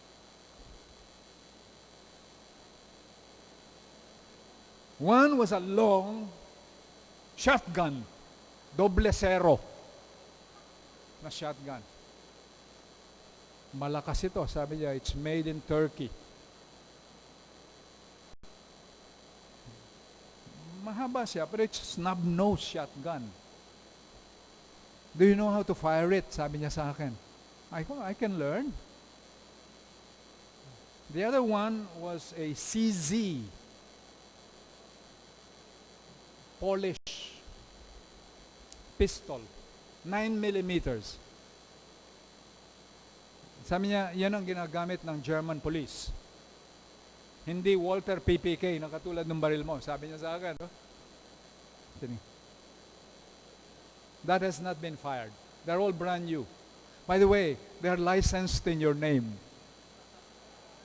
Shit, sabi ko. Ang galing nitong taong ito. I even got, sabi niya, a mission order for you. So you can take them home from the hotel. Kung hintuin ka, meron kang mission order. Hindi ka pwedeng arrestuhin o kumpiskahin yung mga yan. What will I do with these guns? Kung gano'n, binibigyan mo pa ako ng problema because then I have to renew the license, no? Anyway, that, ladies and gentlemen, is Duterte for you. He's a very simple person. Actually, provinciano. No? But he expects loyalty and he gives support to people he thinks need his help. And to me, that is basically the appeal of the strong man. No? And he looks at you straight in the eyes and he says, I'll protect you, but you're my friend. Okay? Now, I think I will return the guns to him, no? Because even if I regard him as my friend, I don't think that he's the right person for our country as president. Precisely because of the legacy of dictatorship that traumatized my generation. No? You cannot say recklessly that if Congress disagrees with you, that you're going to padlock Congress. That's not the way of a democracy. No? I believe him when he says that he will probably kill 1/2 of the drug pushers in our country. But that's not the way to deal with the drug problem. No? But that's the attraction of Digong Duterte. What's the attraction of ayaw na ito, of Grace Poe? Somehow I cannot bring her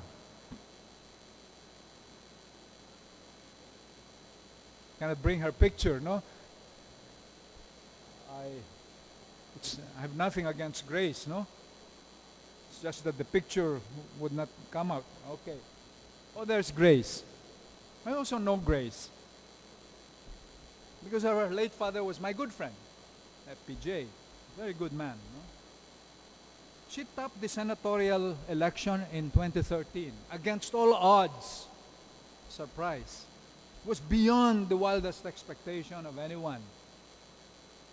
She campaigned solely on the basis of her father's residual popularity among the masses. The people who voted for her believed that FPJ, her father, had been cheated And I think he was. And perhaps by making Grace number 1 senator, they thought that they were somehow correcting the injustice of his defeat by cheating. To be fair, Grace Po has not disappointed those who believe in her, although she's a neophyte in politics. After only 2 years in the Senate, she has become the darling of the mass media. You will notice, mabango sa mass media, impressing everyone by her quiet intelligence, her diligence and seriousness. The very opposite of the typical image that we have of movie actors as politicians. Her popularity particularly went up during the Senate investigation of the Mama Sapano encounter. Grace showed her fairness and independence when she called on President Aquino to accept full responsibility for this fiasco. I would say Grace Po is the perfect political non-politician. Politiko, pero ang image hindi politiko. Ang image kasi natin ng politiko masamang tao Pero siya, politiko, pero hindi politiko. A political non-politician. No? In fact, I would say she's very much like a younger version of Cory Aquino. This is what makes her a breath of fresh air in a society that has grown weary of its own traditional political class. Grace Po fits the specifications of a romantic view of government, which rests on the naive idea that all it takes to change a society is to put a moral and inspiring leader in charge of government. The surveys show this. She leads the pack at 26%, according to the latest Pulse Asia, in a statistical tie with Binay. She may be a newcomer to politics, but if she wins, many say her mentor will surely be the veteran senator from Sorsogon, Chis Escudero. Siyang veterano. No? Her choice for vice president. And her political base is Eduardo Danding Cojuangco's Nationalist People's Coalition. And these two figures, Chis Escudero, Danding Cojuangco, will likely determine the composition of her cabinet and the direction of her government if she wins as president. For the moment, however, the issues concerning her citizenship and residency are a problem for Senator Po. Some of you will know that she studied, lived, and raised a family in the United States. In 2001, she made the big decision to renounce her Philippine citizenship as a precondition for naturalization as an American citizen. But she came home after the untimely death of her adoptive father, FPJ, who died in, I think, December 2004. At that time, she must have entertained already the thought that if there was anyone to continue FPJ's fight, it had to be her, as early as 2004. In 2006, she reacquired her Filipino citizenship by applying for dual citizenship under the Republic Act 9225, or the Dual Citizenship Law. In 2010, she gave up her U.S. citizenship altogether in order to be able to accept her appointment as MTRCB head. Now she's running for president, a position that requires the occupant to be a natural-born citizen and a resident of the country for not less than 10 years prior to the election. There are questions about her being a foundling or an abandoned baby with certain uncertain citizenship at birth.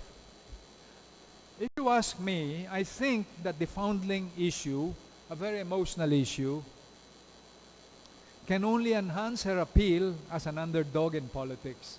We all love foundlings. Di ba? In the end, the legal issues are arguable, therefore, either way. So if you ask me, how will the Supreme Court decide? I don't know. Because you can argue either way legally.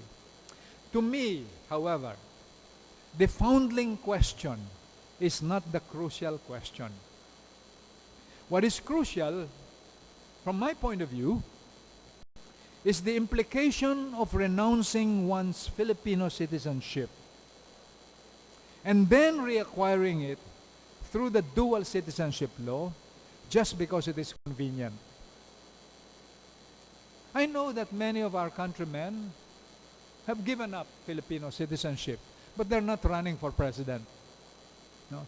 When you run for president, the Constitution is very clear that you should not have somehow any trace of dual allegiance. No? Doubts about one's allegiance are particularly important for anyone seeking the nation's highest position. Because in the United States, from whom we borrowed the concept of natural born citizen, there is no way, if you give up your American citizenship, there is no way you will be permitted to run for public office. In fact, there is no way a former American citizen who has renounced American citizenship can regain American citizenship. Hindi ka papayagan.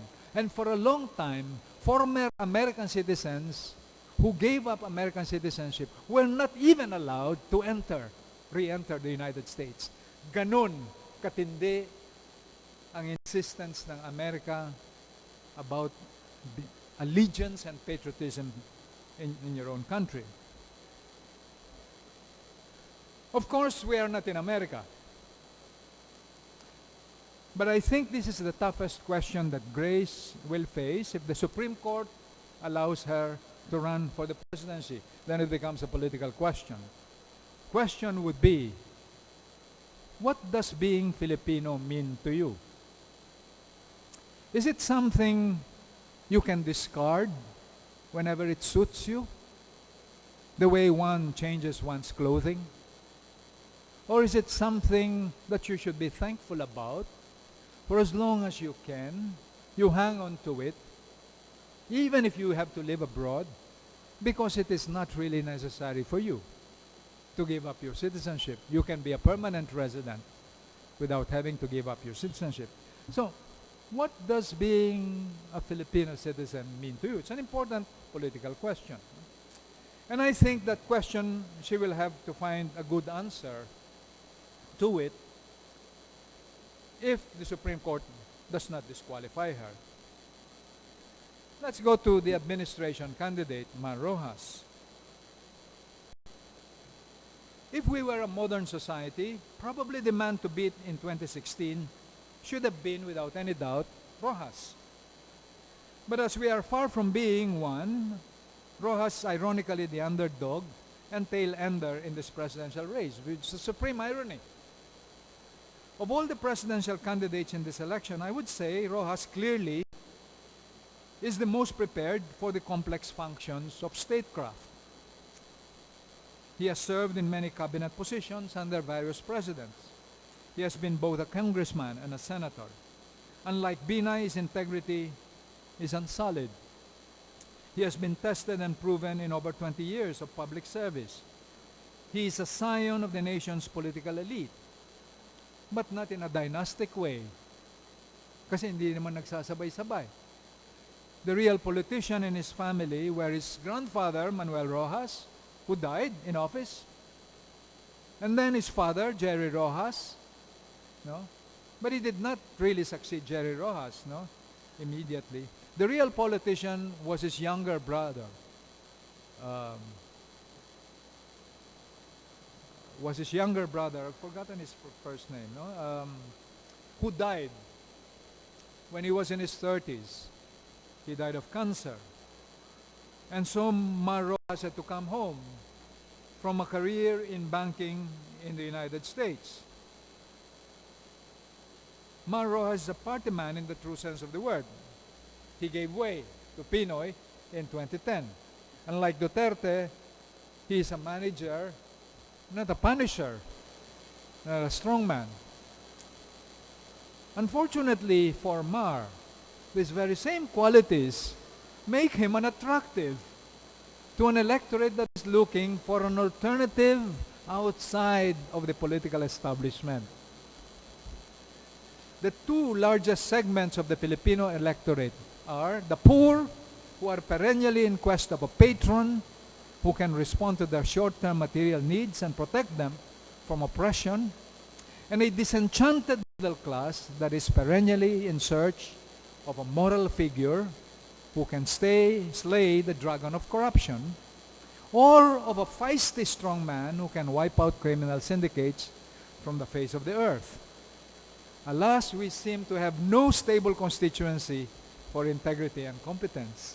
That is why it is an uphill battle for Mar Rojas until election day.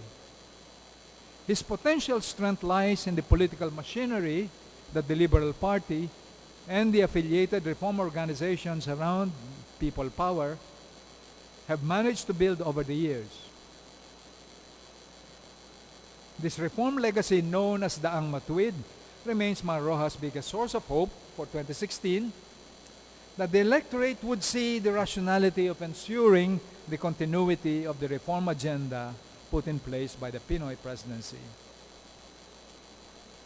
There is a good chance that the president's endorsement would give Rojas, because the President Pinoy still enjoys 36% popularity in the latest survey. If all of those 36% put their votes behind Rojas, he might still win. What is important is for Rojas to maintain his own ratings in an upward trajectory until election day, enough to give him an even chance in a very closely fought race. Right now, 2 months before election day, according to the latest Pulse Asia, Rojas is tied with Duterte for third place at 21%. Mababa pa rin yun. Slightly behind Grace Poe's 26% and Binay's 25%. This is clearly a very tight race. And the final vote could go to any one of the four. If Grace Poe is disqualified by the Supreme Court, we don't really know where the Grace Poe votes will go. My hunch is that most of them will go to Binay, if not to Duterte. Duterte, because he presents himself as an alternative candidate. No? Maybe a few will go for Mar Rojas, but he may not get the majority of Grace Poe's votes. I don't know. Let's talk about Miriam. Actually, Miriam was the reform alternative candidate in the 1992 presidential election. In other words, she's 20 years late. It's a bit late, no? As a matter of fact, her bid for the presidency in 2016 is hard to explain.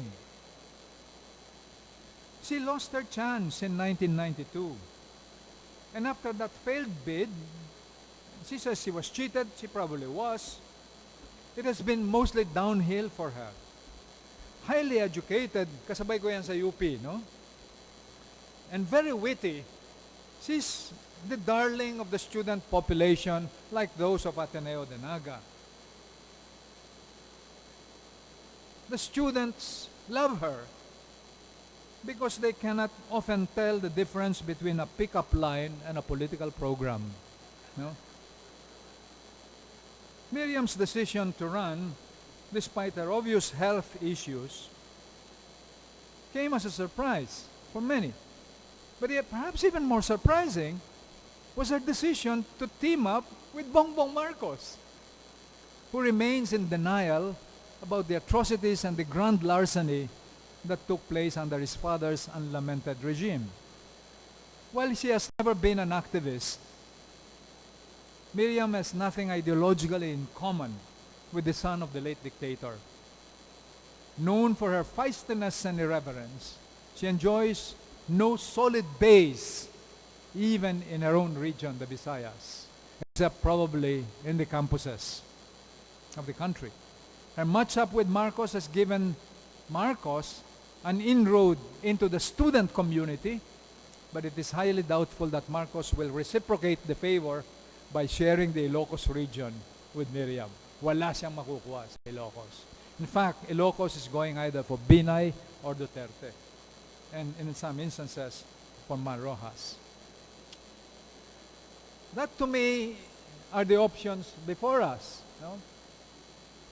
Let me conclude my notes by saying that to me what is important in any election is not necessarily who wins, but rather how the election is conducted. What is important is that we have an election that is considered credible, that is honest, and that is not marked by so much violence. Why? Because elections, the function of elections basically is to produce legitimacy. Violence and cheating and disorderly elections produce illegitimacy.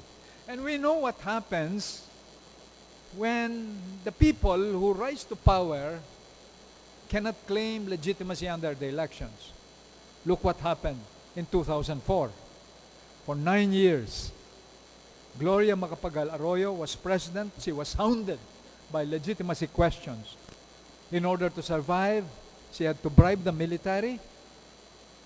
She had to try to control the bureaucracy, and it has been downhill for our country because of that question of political legitimacy. There are, I think, 4 things that we should watch out for that can be problematic in the coming elections. They're what worry me. Number 1 is the possibility of massive failure and tampering of the vote counting machines. These are the same PCOS machines, actually. No? You know, the COMELEC decided to buy new machines from Smartmatic instead of simply repairing the old machines. Having run out of time, the COMELEC invested billions of pesos so that walang masabi publiko na yung mga refurbished machines ang ginagamit. No? Now, nagpetition sa Supreme Court questioning this. Fortunately, the Supreme Court threw out the objections to buying new machines. But the problem now that remains is that there is a new petition filed by Dick Gordon, who's running for senator, demanding that the COMELEC restore a disabled feature in the counting machines. That feature was the issuance of a printed receipt. Pag bumoto ka, dapat sana maglabas ang makina ng parang resibo showing how you voted. Para makasiguro ka that the machine counted your ballot the way you intended it. At may proof ka. Ang problema, pag may hawak-hawak na resibong ganon ang isang tao, bubulsa niya yan, sa palagay ninyo, saan pupunta yan? Pupunta siya doon sa bumuli ng kanyang boto at sabihin, eto ang proof. Binoto ko yung mga taong sinabi mong iboboto. Nasaan ang 1,000 ko? That is what the COMELEC wanted to guard against. Vote buying. And this might encourage vote buying. But the other reason is that if you don't disable that feature, you will be adding an extra 7 hours to the election, the period of the election. No? We don't have the luxury of time. Kapag nag-add ka ng 7 hours sa voting time, aabutin ka na ng gabi. Magkakaroon ng brownout.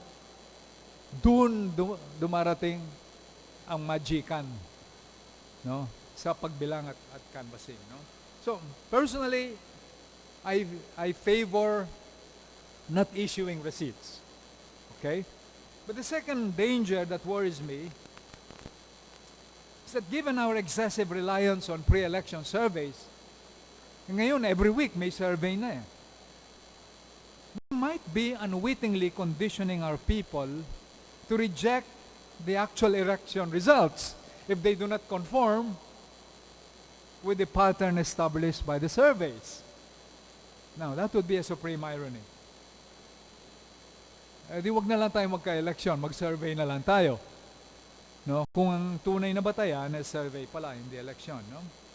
I think that the antidote to any unrest resulting from this would be the activation of the random manual auditing system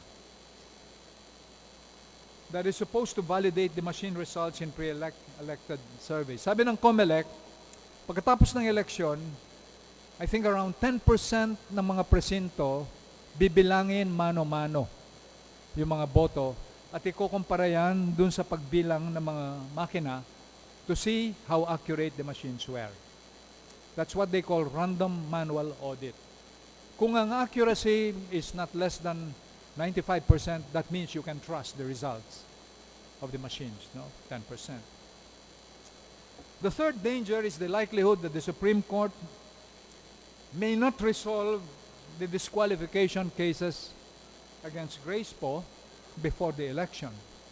And what that means is that question is left hanging for the elections to decide. Kung sinong manalo, kung manalo siyang presidente, edi siya ng presidente, drop lahat yung mga kaso sa Korte Suprema.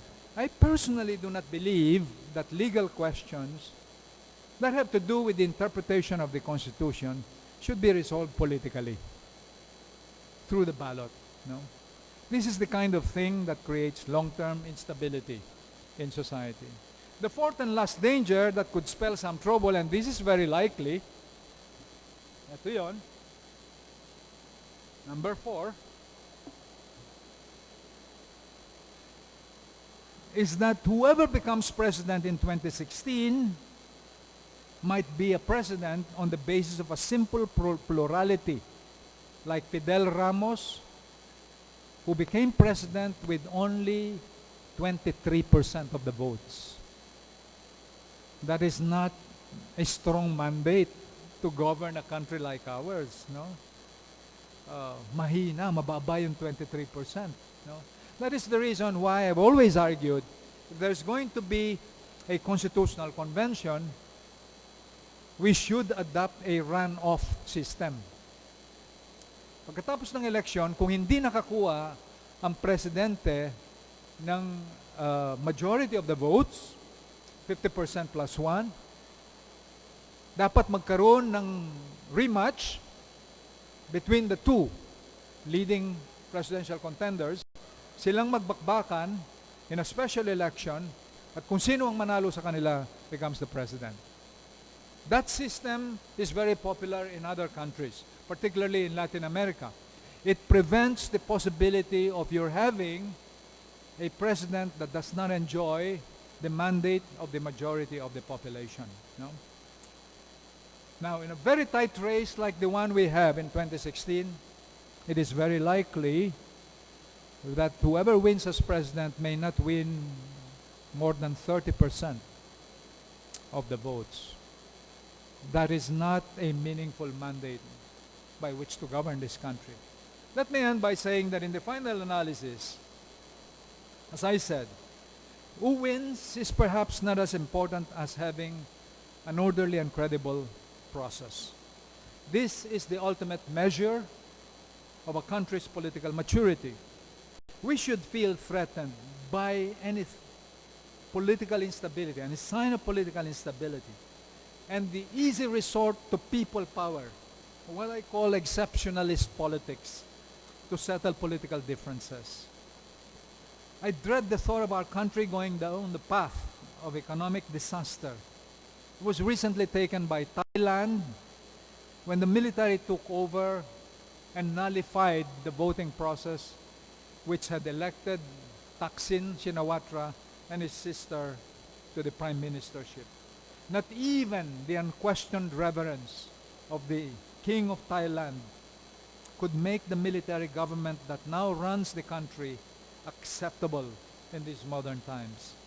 I hope that those years of political adventurism and turmoil that hobbled the post-EDSA government of Cory Aquino, she faced at least 7 military coups during 6 years of her presidency. I hope that those years are over for us because our country deserves the kind of stability that it is currently enjoying. I'm sorry I took so much time, but maybe now I can take some questions from you. Maraming salamat.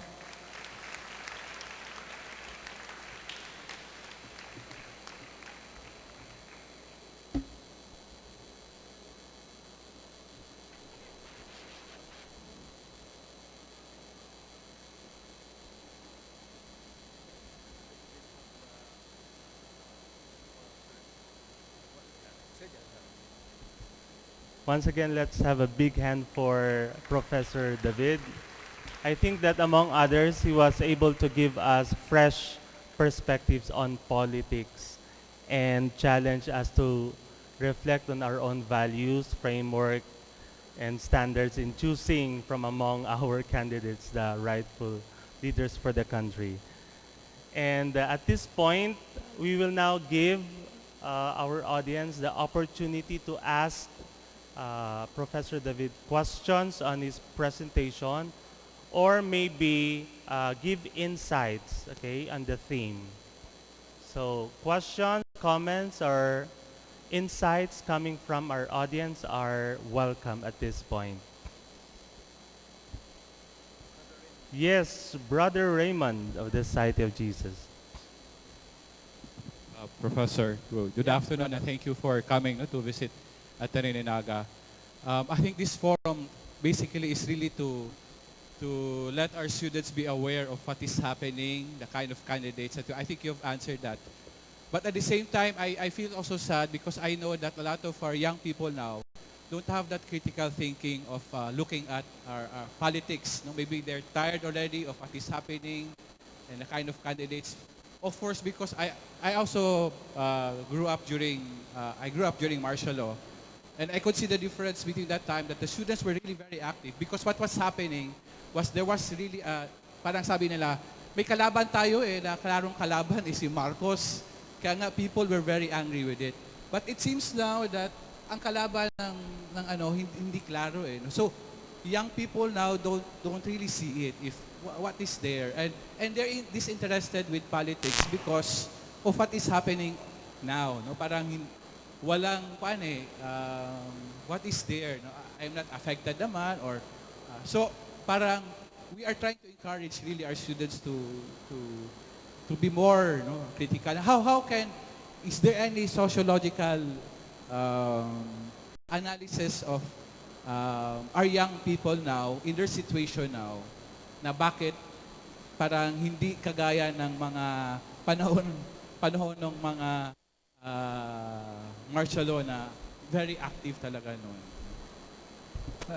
Thank you, Brother Raymond. That's an excellent question. No? Yeah, I look at my own children. My own children, there are 4 of them, I think are not as political as my wife and I were. We were constantly in the streets, demonstrating. I don't know how many times we were tear gassed and arrested as students and as faculty members. If you look at the developed countries in the world today, whether Europe or the United States, you will notice that the voter turnout often does not exceed 65%. In other words, in societies where politics is normal and the situation is more or less stable, there is a tendency for people, not just young people, to take for granted the political process. There is no urgency here. And therefore, many of them are not even motivated to cast their ballots. But in periods of emergency, in periods of turmoil and crisis, for example, the snap election in 1986 between Cory and Marcos, the turnout was more than 85%. Mataas yun. In our country, the average turnout is anywhere between 75 to 80%. Mataas ang electoral turnout dito sa atin compared to voter turnout in the United States and in Europe. So, my answer, Brother Raymond, is that the lack of interest of young people in electoral politics is not necessarily a bad sign. It simply means that now they have breathing space to think of things other than politics. Because I remember in our generation, our time, halos hindi na kami nag-aaral eh. In fact, we had no time to think about the future of our profession. Because the more important cause before us was the survival of our country. No? And that was exhilarating.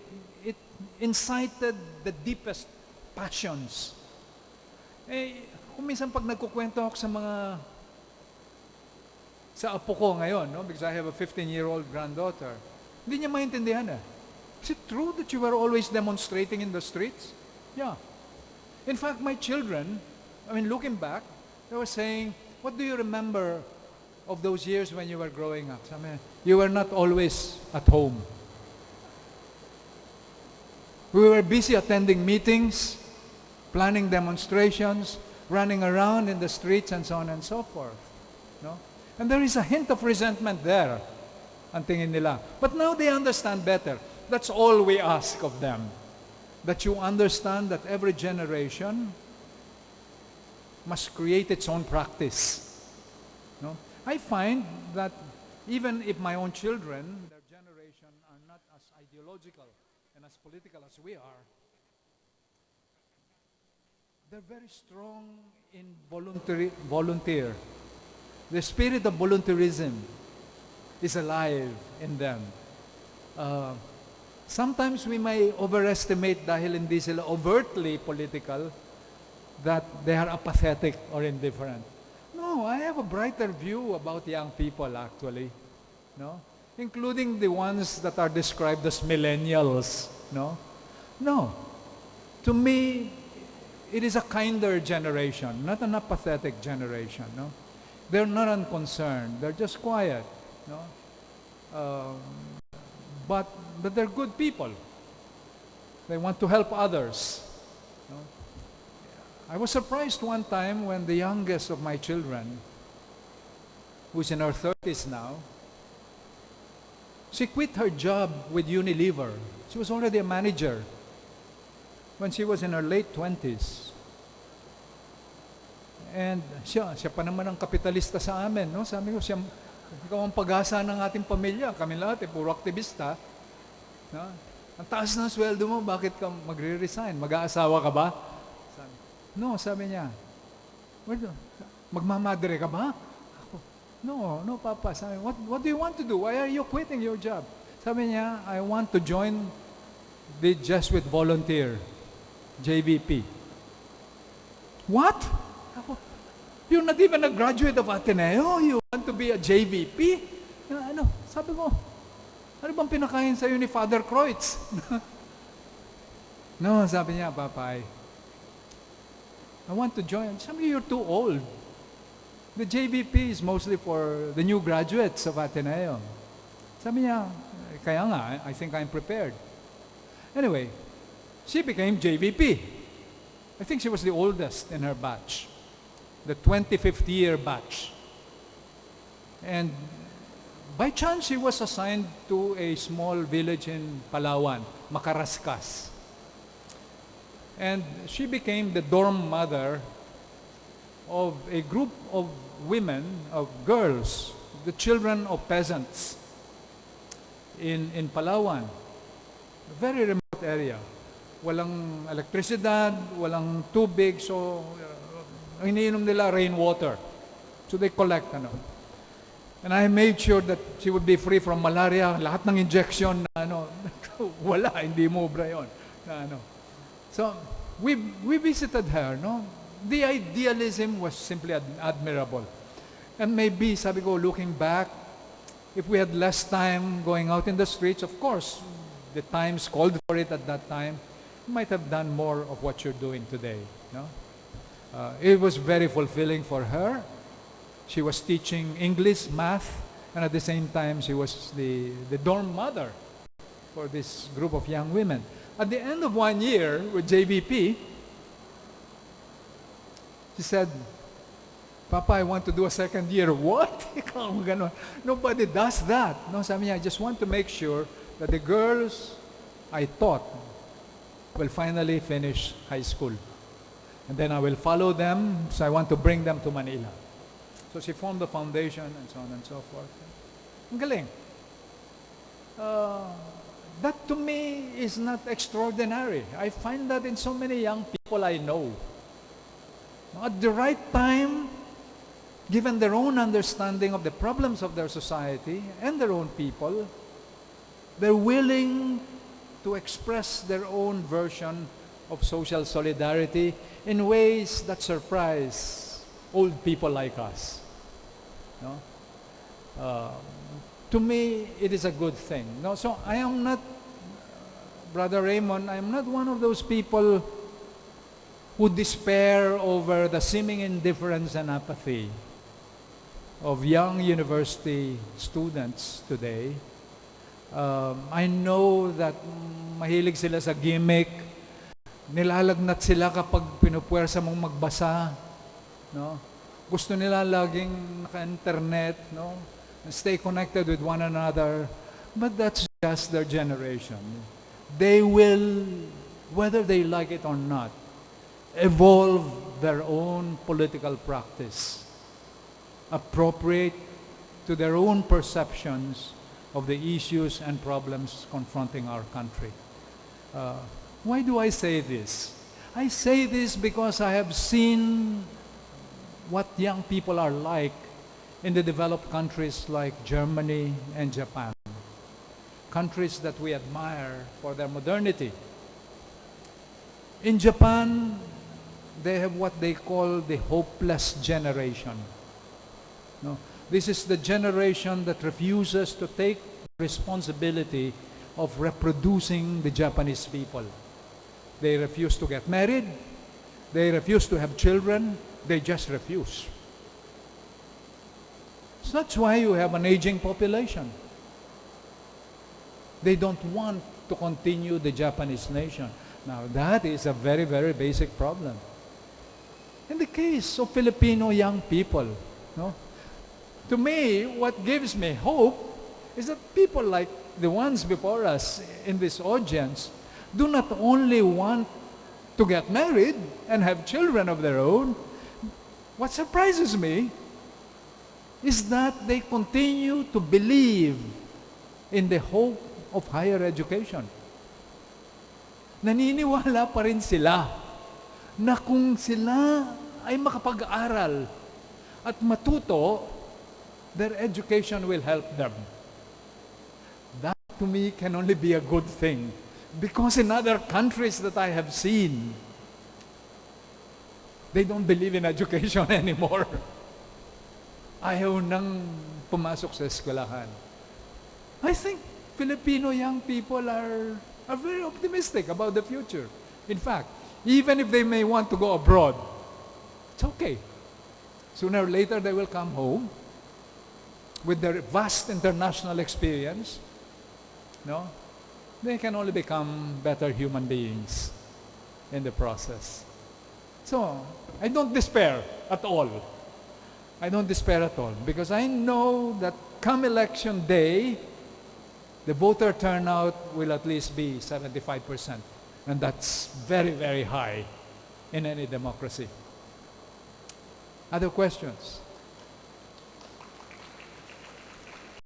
I know this person. This is Henry Totanes, if I'm not mistaken. Who once sat in my class. Hi, sir. Yes, I'm right. Henry Totanes. I was your student about 24, 23 years ago. Can you imagine that? I had more hair at that time. I have no question. I just want to say that you're every bit as insightful, articulate, and inspiring as you had been to us 24 years ago. So please keep up the good work and stay healthy. I'm sorry I have to leave. Thank you, Henry. I have freshman class, they're 17 years old and below. And so I'm trying to communicate to them even if they will not vote this coming May. Well, keep inspiring them, Henry. From you, sir, from you. Thank you very much, Thank sir. you. Salamat.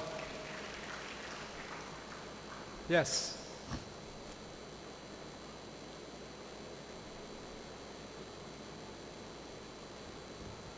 Hi, Professor.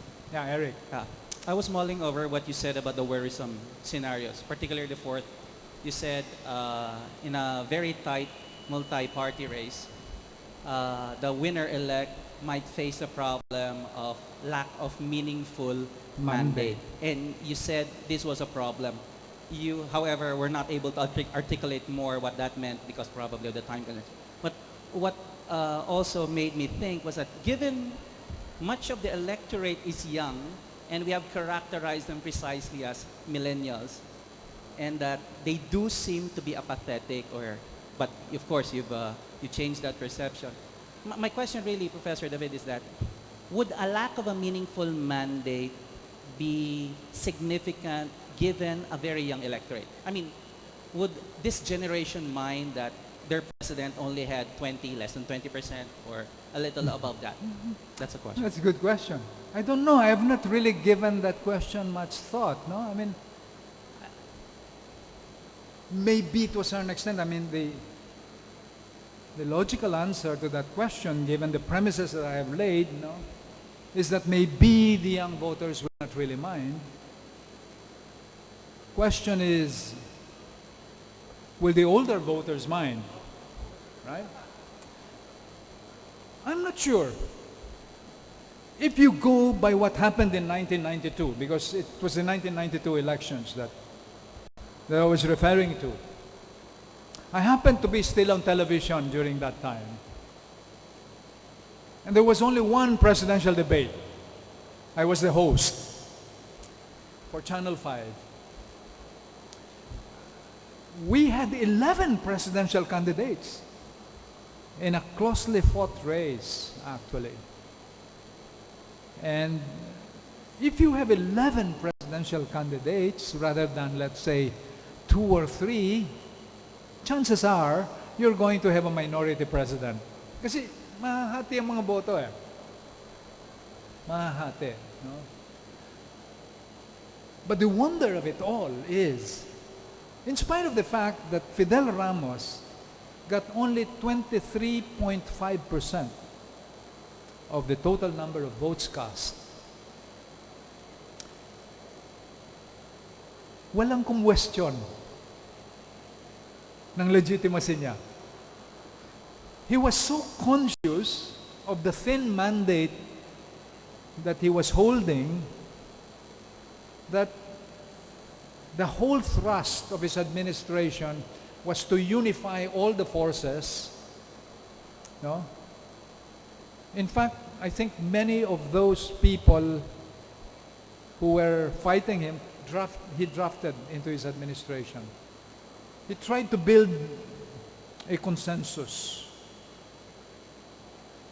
And his message was very clever. Sabi niya, Cory, from 1986 to 1992, brought back democracy. That was Cory's mandate. My mandate, sabi niya, is to modernize the economy. Kasi naiwan ang ekonomiya. So, from 1992 through 1998, let us change, sabi niya, our economic policies in order to be able to welcome more investments. And he was successful. It was during that time that shipping was deregulated. The telecoms was deregulated. That's why PLDT suddenly had so many competitors. No, meron kang Globe ngayon, meron kang Smart, etc., etc. No? The banking industry was deregulated. Shipping, banking, cement industry was deregulated. No? Banking is very important. No? And that pattern was carried on in the subsequent administrations. No? So magaling eh. Na-divert niya yung attention. Now, If he had committed the wrong moves, then the idea of being a minority president would have surfaced. Surprisingly, no one brought it up. To that extent, to me, it was a successful administration. And most people will hardly criticize Fidel Ramos today to the same extent that many of us criticize the ERAP administration and the Gloria Macapagal Arroyo administration. So in a sense, he was a consensus president. What he lacked in terms of initial mandate, he more than made up for in the subsequent years. No?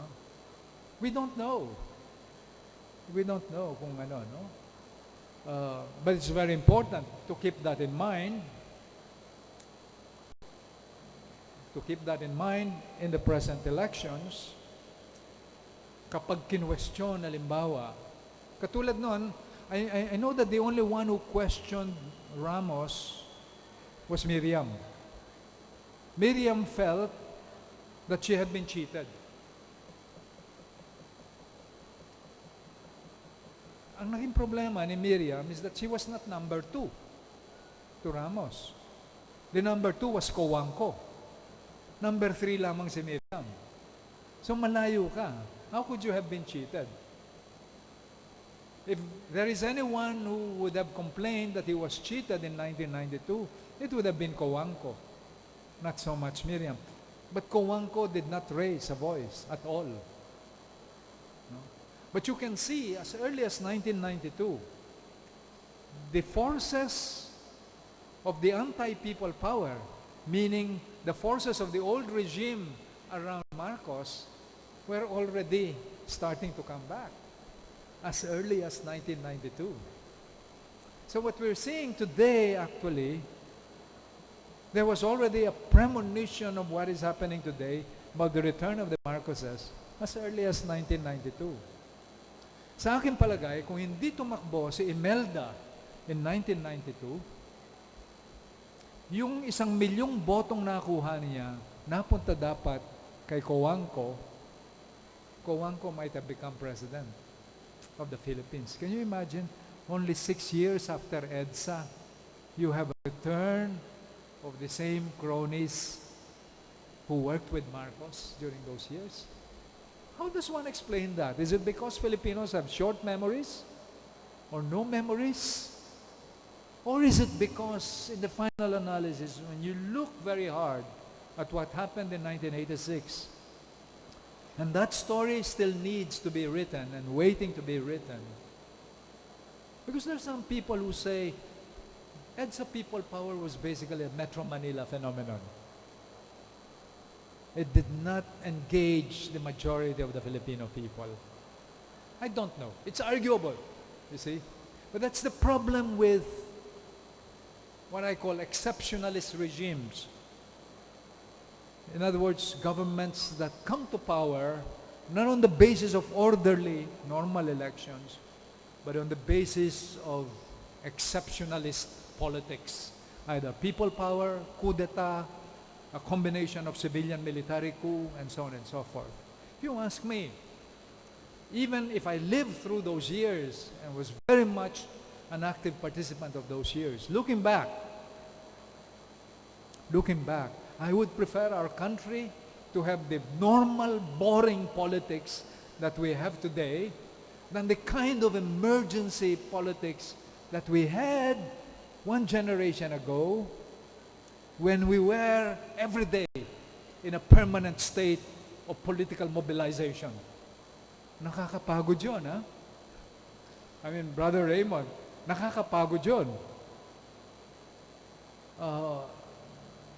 Who was it? So I think it was Samuel Huntington who said, no democracy can afford to be on a permanent state of mobilization. We should all have time to enjoy our families, to enjoy our education, to enjoy our community lives, instead of fighting running around, protesting, opposing, and so on and so forth. Politics can take many forms in any society. You can write a letter to the editor, you can post an internet on Facebook, a message on Twitter, and so on and so forth. And that is still politics. And what's important, I think, probably more than elections, is what we do between elections. Dapat tayong makialam sa nangyayari sa bansa natin. At ang pakikialam na yon ay hindi lamang pagtatanong, kundi kung anong magagawa natin at sa level ng ating mga komunidad. Hindi lamang yung complain ng complain, grumble ng grumble, kundi yung sarili nating nakakayanan, what we can do to make our country a better country, we should do without having to wait for the government to tell us. Our problems are such that the government alone cannot solve these problems. Even the problem of traffic. We all need to do something at the individual level to contribute to the solution of traffic by not adding to it at the very least. Other questions?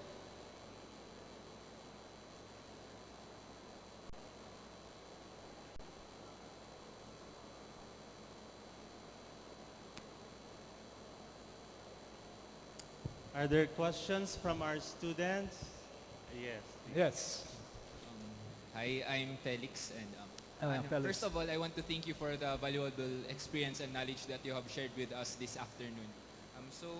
For my question, since it's very evident that here in the Bicol region, well, not just here in the Bicol region, but some of the regions here in the Philippines have experienced political dynasties. So, for you, what's your take on political dynasties? What are its pros and cons? Salamat, Felix. Ang problema natin, hindi lamang political dynasties, problema yun kundi yung tribalism ng ating bansa. Di ba nyo napapansin? The Bicol region, you cannot imagine how much power you hold in this region. Pag tumakbo ang isang kandidato sa pagkasenador, Bicol tends to deliver a solid Bicol vote. Ganon din ang mga Ilocano. Ganon din ang mga Ilonggo, mga Cebuano, the Visayans. Ganon din ang mga Kapampangan, kami. In other words, we think we're a modern nation. In actual fact, we're tribes. But then, we still have consciousness very tribal. It's not just the people in Mindanao. Tayong lahat, actually. And that tribalism is a manifestation of the same phenomenon that is manifested in political dynasties. These are hallmarks of a traditional society. Now, how can you legislate against what people regard as traditionally acceptable? I mean, you ask mga Kapampangans, why do you keep voting for Gloria Macapagal-Arroyo? Simply because she is the daughter of President Macapagal and he's Kapampangan. Even my own brothers and sisters, they know that Gloria had me arrested in 2006 for demonstrating on EDSA. She imposed a national emergency and I was arrested. So I should have every reason to be angry with her. But one of my brothers recently visited her in the hospital and she said, galit pa ba ang kuya mo sa akin? So my brothers and sisters have been encouraging me, Kuya, pwede ba magsulat ka naman ng column asking the courts to please release Gloria Macapagal-Arroyo. At least on house arrest. She's very sick. Now, a plea like that comes from a Kapampangan, you see? Never mind political, ideological differences. They don't matter because we all belong to the same tribe. And I suppose that Bicolanos feel the same way about Bicolano candidates. In the same way that Ilonggo candidates feel the same way about their own candidates, no?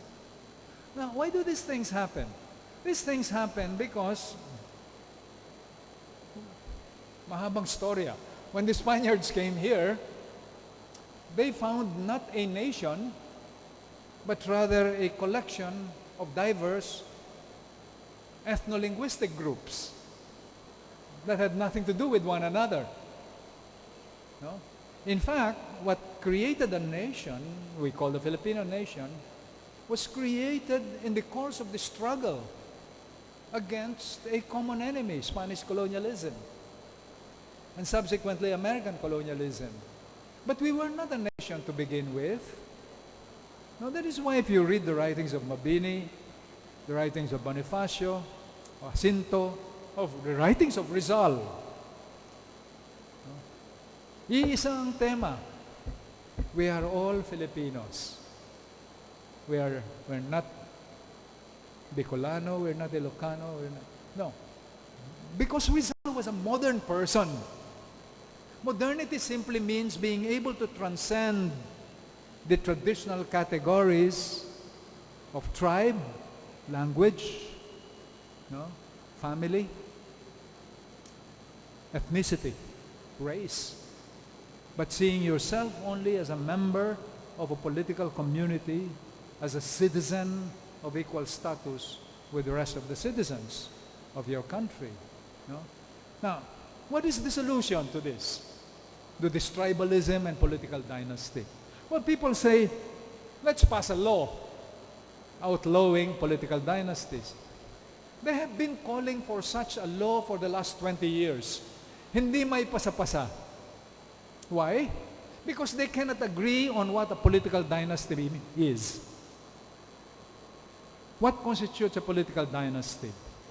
How many degrees of consanguinity should you count? Should you ban brothers and sisters or cousins or spouses of cousins? To what degree of consanguinity? They cannot agree. In the final analysis, even if you are able to pass a law, people will find ways of going around that law. Because the important thing is the socio-cultural reality that underpins your political institutions. No? If that reality does not change, no matter what kind of laws you have there, they're going to be dysfunctional. And that has always been the story of our country. The story of our country is that we have the most modern institutions in the world. Look at the Constitution. And yet, these institutions, which were borrowed from Spain and America, were superimposed on a very, very traditional society, which is very hierarchical. So, ang nangyayari is that there is a disconnect between your modern institutions, which are a legacy of colonialism, and your social structure and culture, which are very, very traditional and very feudal. That's why what most foreign observers would regard as corruption, we don't see it as corruption. It's just part of the culture. Utang na loob, reciprocity dito sa atin. No? So, how do you solve these problems of dynasty and tribalism? I think that these are realities that will solve themselves as we transition to a modern society. Through education, through economic development, no? Through the elimination of mass poverty, no? And through the introduction of universal education. These problems will become passé.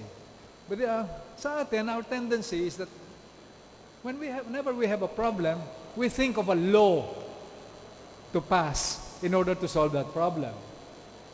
But we don't think that the law may not be sufficient as a response to that problem, because that problem may be rooted in a deeper reality, no, that has everything to do with the kind of society we have and the kind of social structure that we have. In other words, these are problems that can be eliminated only over the long term. I say this because we have term limits in the Constitution. Ang ibig sabihin, a congressman can only run up to 3 times. A president cannot run for re-election. May term limit. No? A governor can only run, I think, 3 times then. No? But they have ways of circumventing. Dahil nagkaroon ka ng term limit, ang ginagawa, pagtapos na yung 3 terms nila, ang papalit yung anak. Katapos yung asawa. Pagkatapos yung asawa ng anak. Pagkatapos yung apo. Dahil wala kang partido political, kung minsan ito ang nagwawasak sa pamilya. Nag-aaway yung lolo at apo. Hindi ba? Well, that happens in political parties. Since you don't have political parties, the branches of the families become the political parties and they fight one another. That's what happens. No? So, these things to me are problems that we encounter along the way to modernity. You cannot force their solution by simple legislation. No? There has to be some appropriate legislation. I hope I'm answering your question, colleagues, no? Because I'm often asked about political dynasties. And of course, it's easy to say, let's pass a law banning political dynasties. Even if you pass a law, if the social structure remains, the political dynasties will persist. That's my answer to the question. Thank you. Maybe we can have 2 last questions. I have this one from student, anonymous daw. He's interested in the plan of Mayor Digong Duterte to shift to federalism. What is your opinion on this? That's a very interesting question, no? I really don't know what kind of federal system Mayor Duterte really has in mind. Because federalism as a model of government is a recognition of the basic autonomy of states. No? A good example of a federalist system is the United States of America. So meron kang state-level governments, meron kang federal government. All right? Now the president is president of the federal government. Normally, a federal system exists when different states or different nations find themselves having to work together, but they want to retain their basic identity and the basic autonomy as separate regions.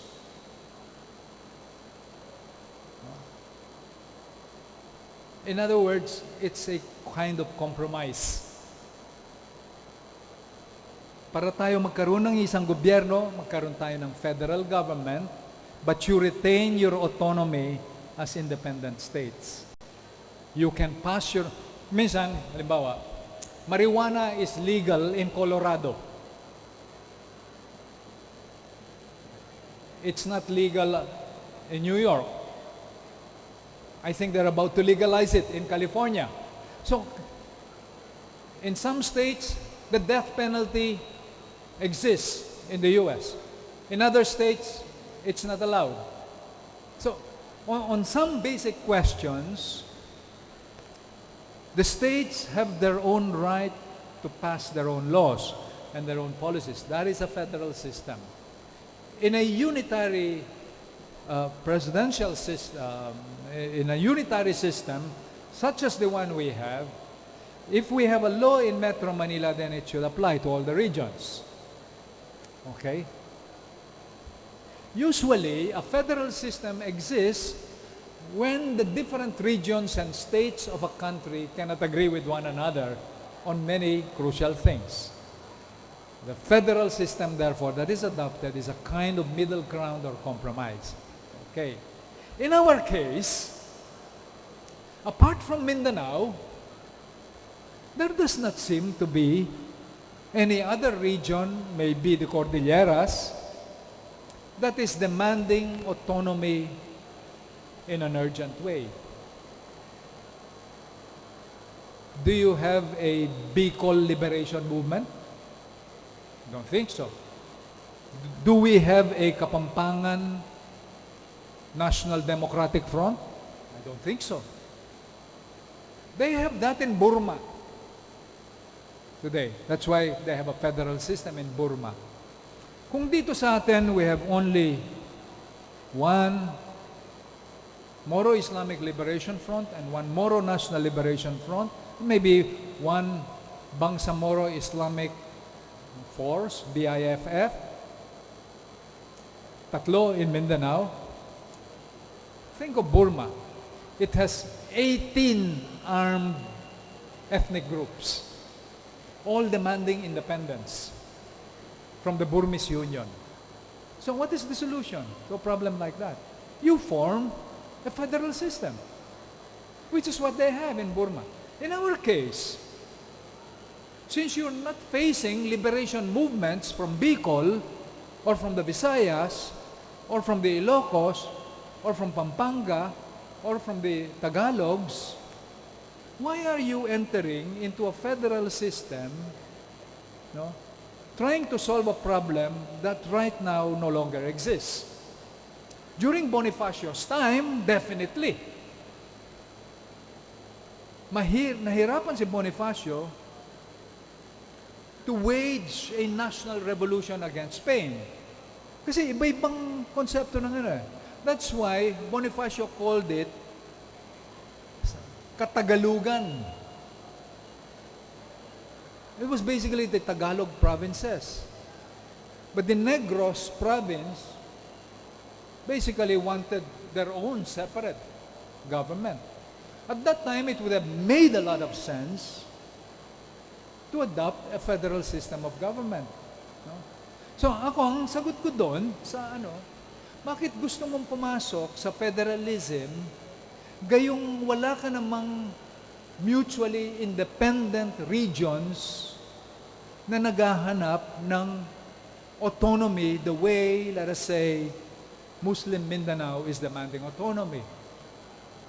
Why don't we address the demand for genuine autonomy in Muslim Mindanao by passing a Bangsamoro Basic Law? And if the Cordillera, and the Cordillera is pretty silent right now, demand the same thing, can have the same thing, because that's what's provided in the Constitution. No? So, kasi ang drawback din kasi ng federal system, kung wala naman talagang demand for autonomy, ang mangyayari dyan is uneven development of your regions. That's number one. Number two, you might be entrenching the political dynasties in every region. No?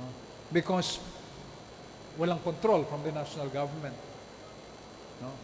So, to me, we have bigger problems than those problems that are sought to be solved by a federal system. To me, it is not urgent. No? What is probably more urgent is that we have a parliamentary system. No? Now, I am convinced that maybe it's time for us to shift to a parliamentary system. No?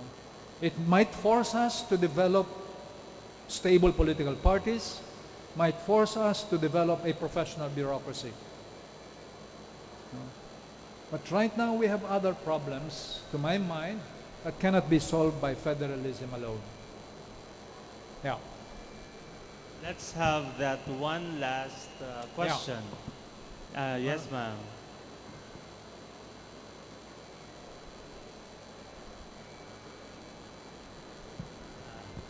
She actually has the same question, Okay. Professor David. So any other, Yeah. about outside of federalism? Okay, one last. Yeah, Eric. Just to put you on the spot, Professor, who are you voting for president? Eric, it doesn't really, not really relevant whom I'm voting for. I'm only one person. I will certainly cast my vote. No? For me to answer that question, I have also to disclose that being a Filipino, I'm a member of a family. No? My wife happens to be the second cousin of Mar Rojas. No? And she's active in his campaign. That's a disclosure. No? Although my wife and I do not always see these issues in the same way, as we discuss them, no? I happen to think also that at this point, the best prepared for the highest position in the land would be somebody who knows the economy, who knows what it needs, who knows how we can be more competitive in the world market, no? Who has had a lot of experience in government. And right now, objectively speaking, that kind of experience is possessed alone by Mar Rojas. No? I mean, Bina is basically a local executive. No experience at the national level. No? So as vice president. Duterte is basically a local man. Grace is a nice person, and maybe in the future she could be president of our country. No? But, you know, you've been senator for 2 years, which gives you a national profile, no? I think if you finish the Senate, your term in the Senate might give you enough experience, enough to familiarize yourselves with the realities that our country faces. No? Miriam, I think, is very ill. No? I like Miriam. She's very white, very bright, very witty, very eloquent. No?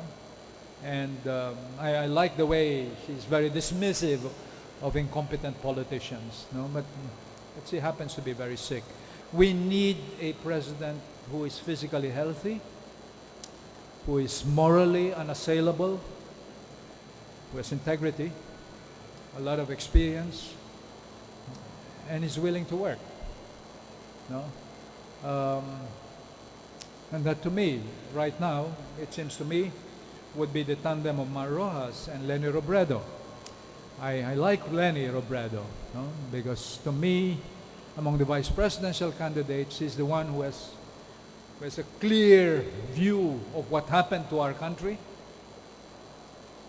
She believes that never again should we plunge our country into a dictatorship. No? I like the idealism that she personifies, which she shared with her late husband, Jesse. And I'm saying this not just because we are in Naga. No? I'm saying this because I have heard her speak. I don't know her very well. I knew Jesse Robredo better. But I am very impressed by the quality of her mind and the passion that she summons in public service. No? I think our country would be in good hands, in the hands of these two people there.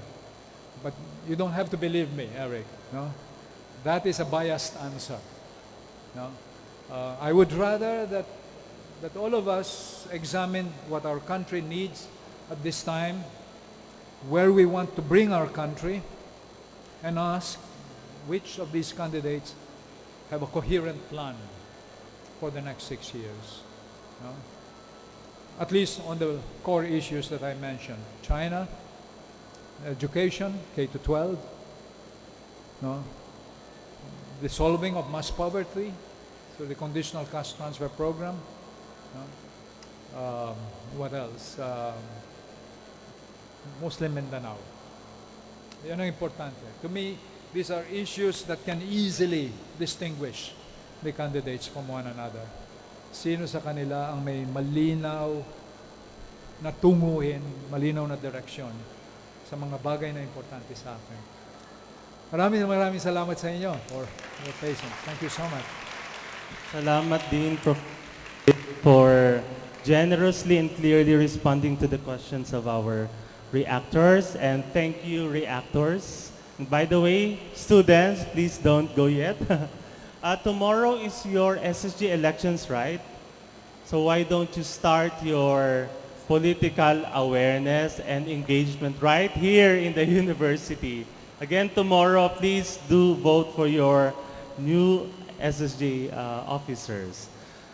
At this point, may I request Ma'am Diggs and Sir Eric to help me in awarding the certificate of appreciation to Professor David. And after that, please don't go yet as we will have our processing and prayer. Okay? Can we do that, students? Thank you.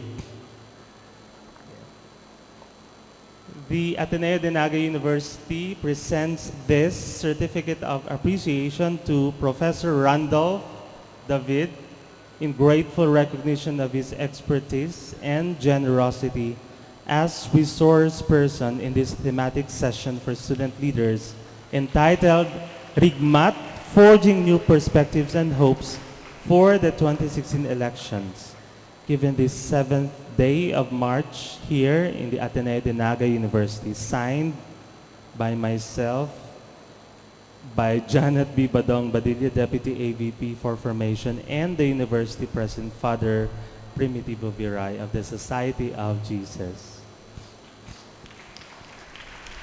And since this thematic session is one of the offerings for the closing ceremonies of Ateneo at 75 Foundation Anniversary, can we have the honor to please, Sir, sign the ADNO at 75 guest book? We can have it at the podium, I think.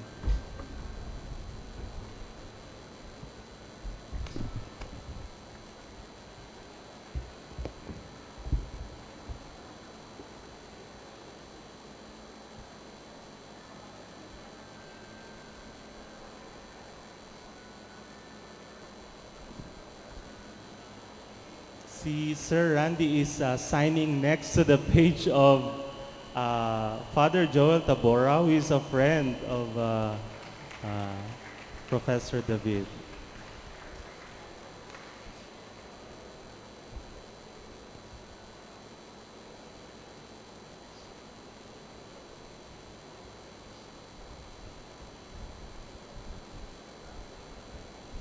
Okay, once again, please, a big hand for Professor Randy David. Thank you, sir.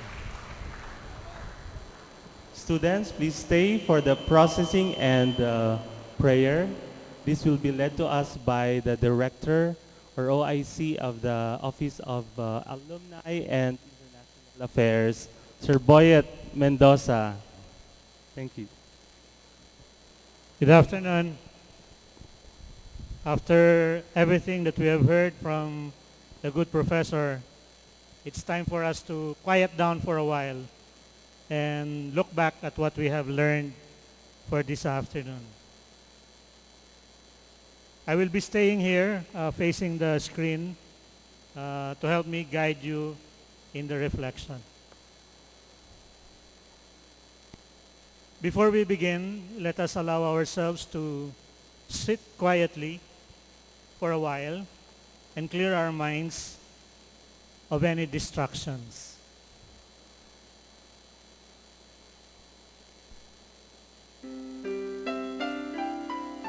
Take several long, deep breaths and call to mind the gift of being alive.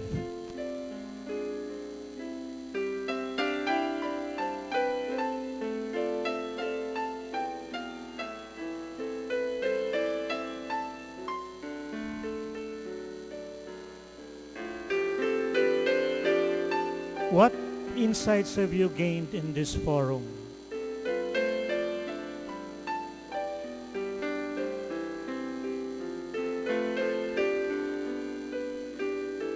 Which of these insights is most significant to you?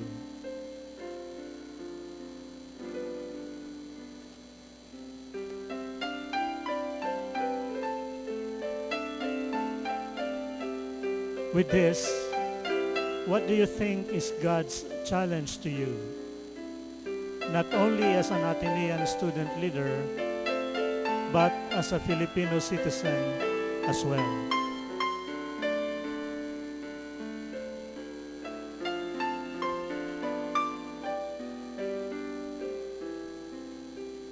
Lord, teach me to be generous. May we learn to be less self-centered each day and be more mindful of you and of others.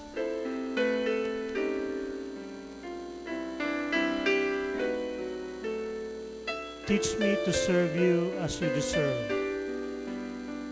May we become more aware each day that everything we are and do be always for your greater glory, not ours.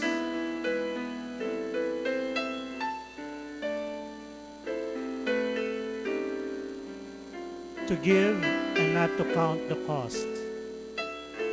May we imitate you in your selfless giving, doing it out of love so that others may live.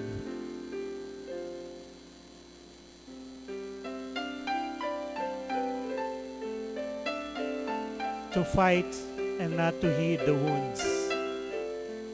May we strive for excellence in our daily endeavors, no matter the trials and pains along the way.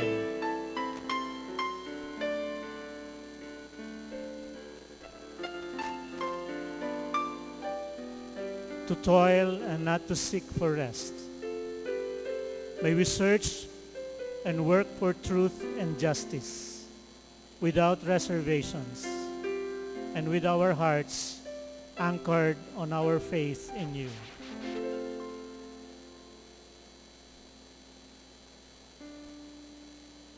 To labor and ask not for reward, save that of knowing that we do your most holy will.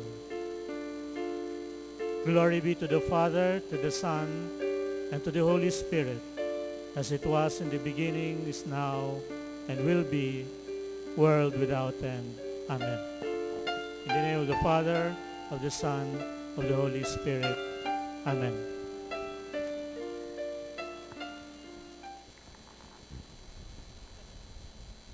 What a fitting way to end the forum. Thank you, Sir Boyet, and everyone. Thank you for coming, especially for those who stayed, faculty and classes. We also thank the Ateneo Radio and TV right there. Please, Sir Moy, Sir Carl, Sir Choi, and your team. And of course, our volunteers, the CCT Vaults, maraming salamat. And to everyone, SSG, student organizations, salamat pong maray.